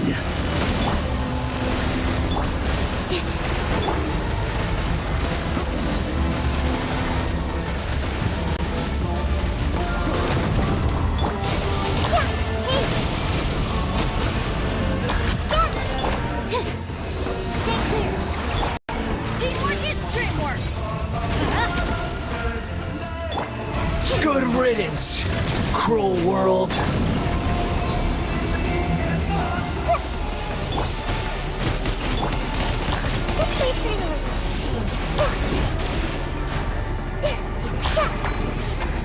I see everything.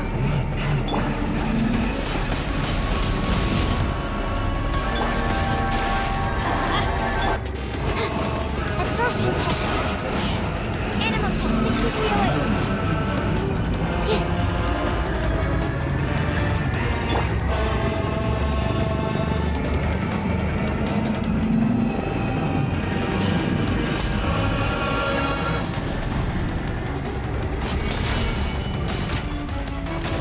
Your new god awakens! Now, your eyes have been opened.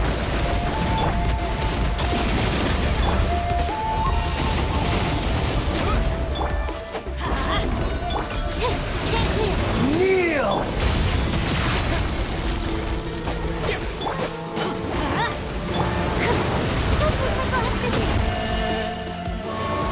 Tremble!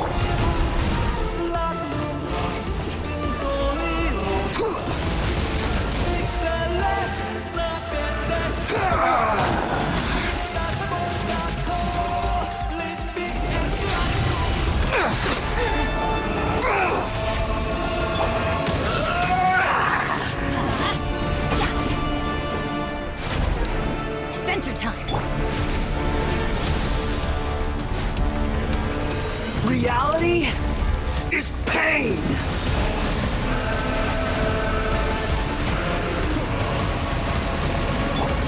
Absorption test. Animal toxicity. Let's light it up. Nice and spicy.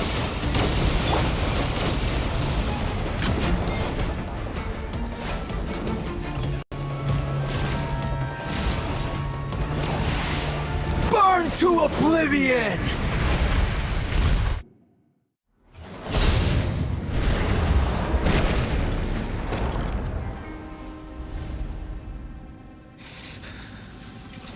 Humans. Filthy humans.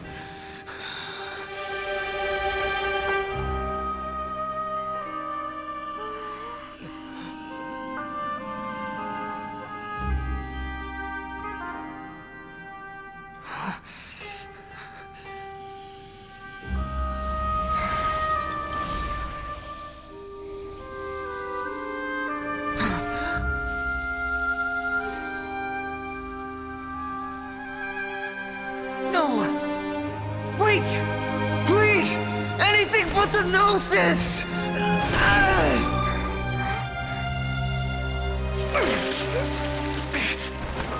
That's mine!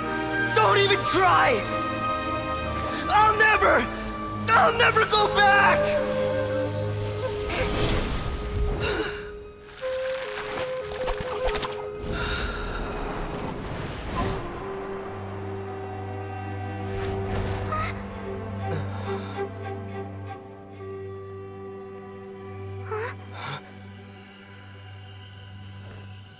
We haven't yet found the answer to the most important mystery. Irminsul is still waiting to be saved. With the power of another Gnosis, we may now finally understand the last memory of Greater Lord Rukkhadevata.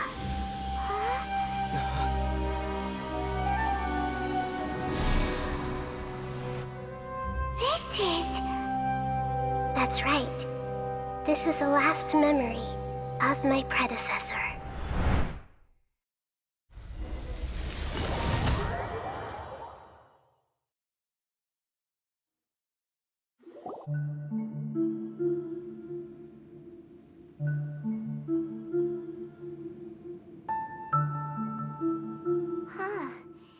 This sure seems very different from what Paimon imagined. Shouldn't Irminsul be in this realm of consciousness? Yes, that is our destination. But I didn't expect the remaining consciousness of Greater Lord Rukkhadevata to be as polluted as this.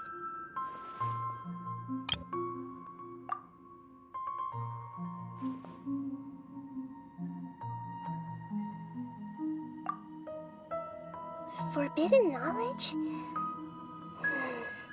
It seems you know about a concept that even I don't completely understand. Could you tell me what you know?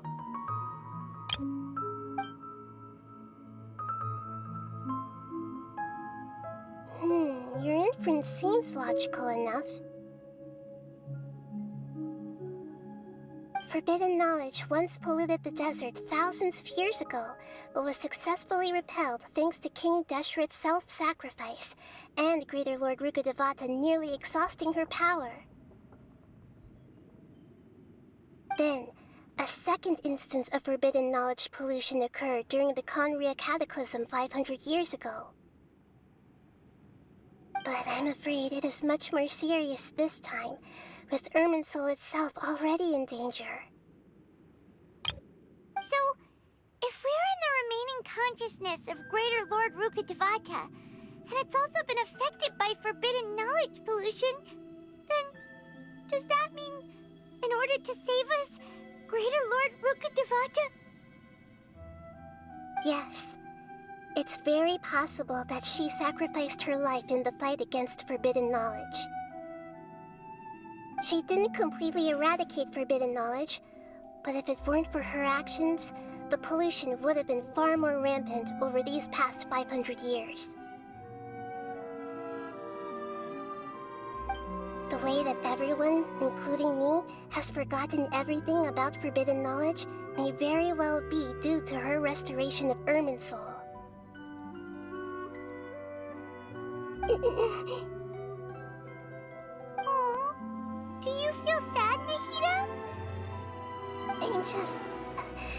is sharing her pain. The pollution of her consciousness here is severe. There is madness, chaos, and pain all around us. Did she fight to resist the forbidden knowledge pollution in such terrible conditions, all the way up to her last breath? She even used her last remnant of lucid consciousness to leave a clue for us to follow.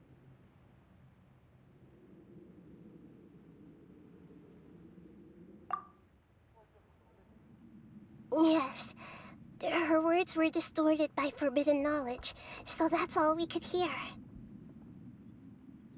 But now, we have a chance to find the answer to this mystery. We can cross the polluted consciousness until we found the right path to meet with her lucid consciousness. And then, we'll let Greater Lord Rukkhadevata tell us the truth in person.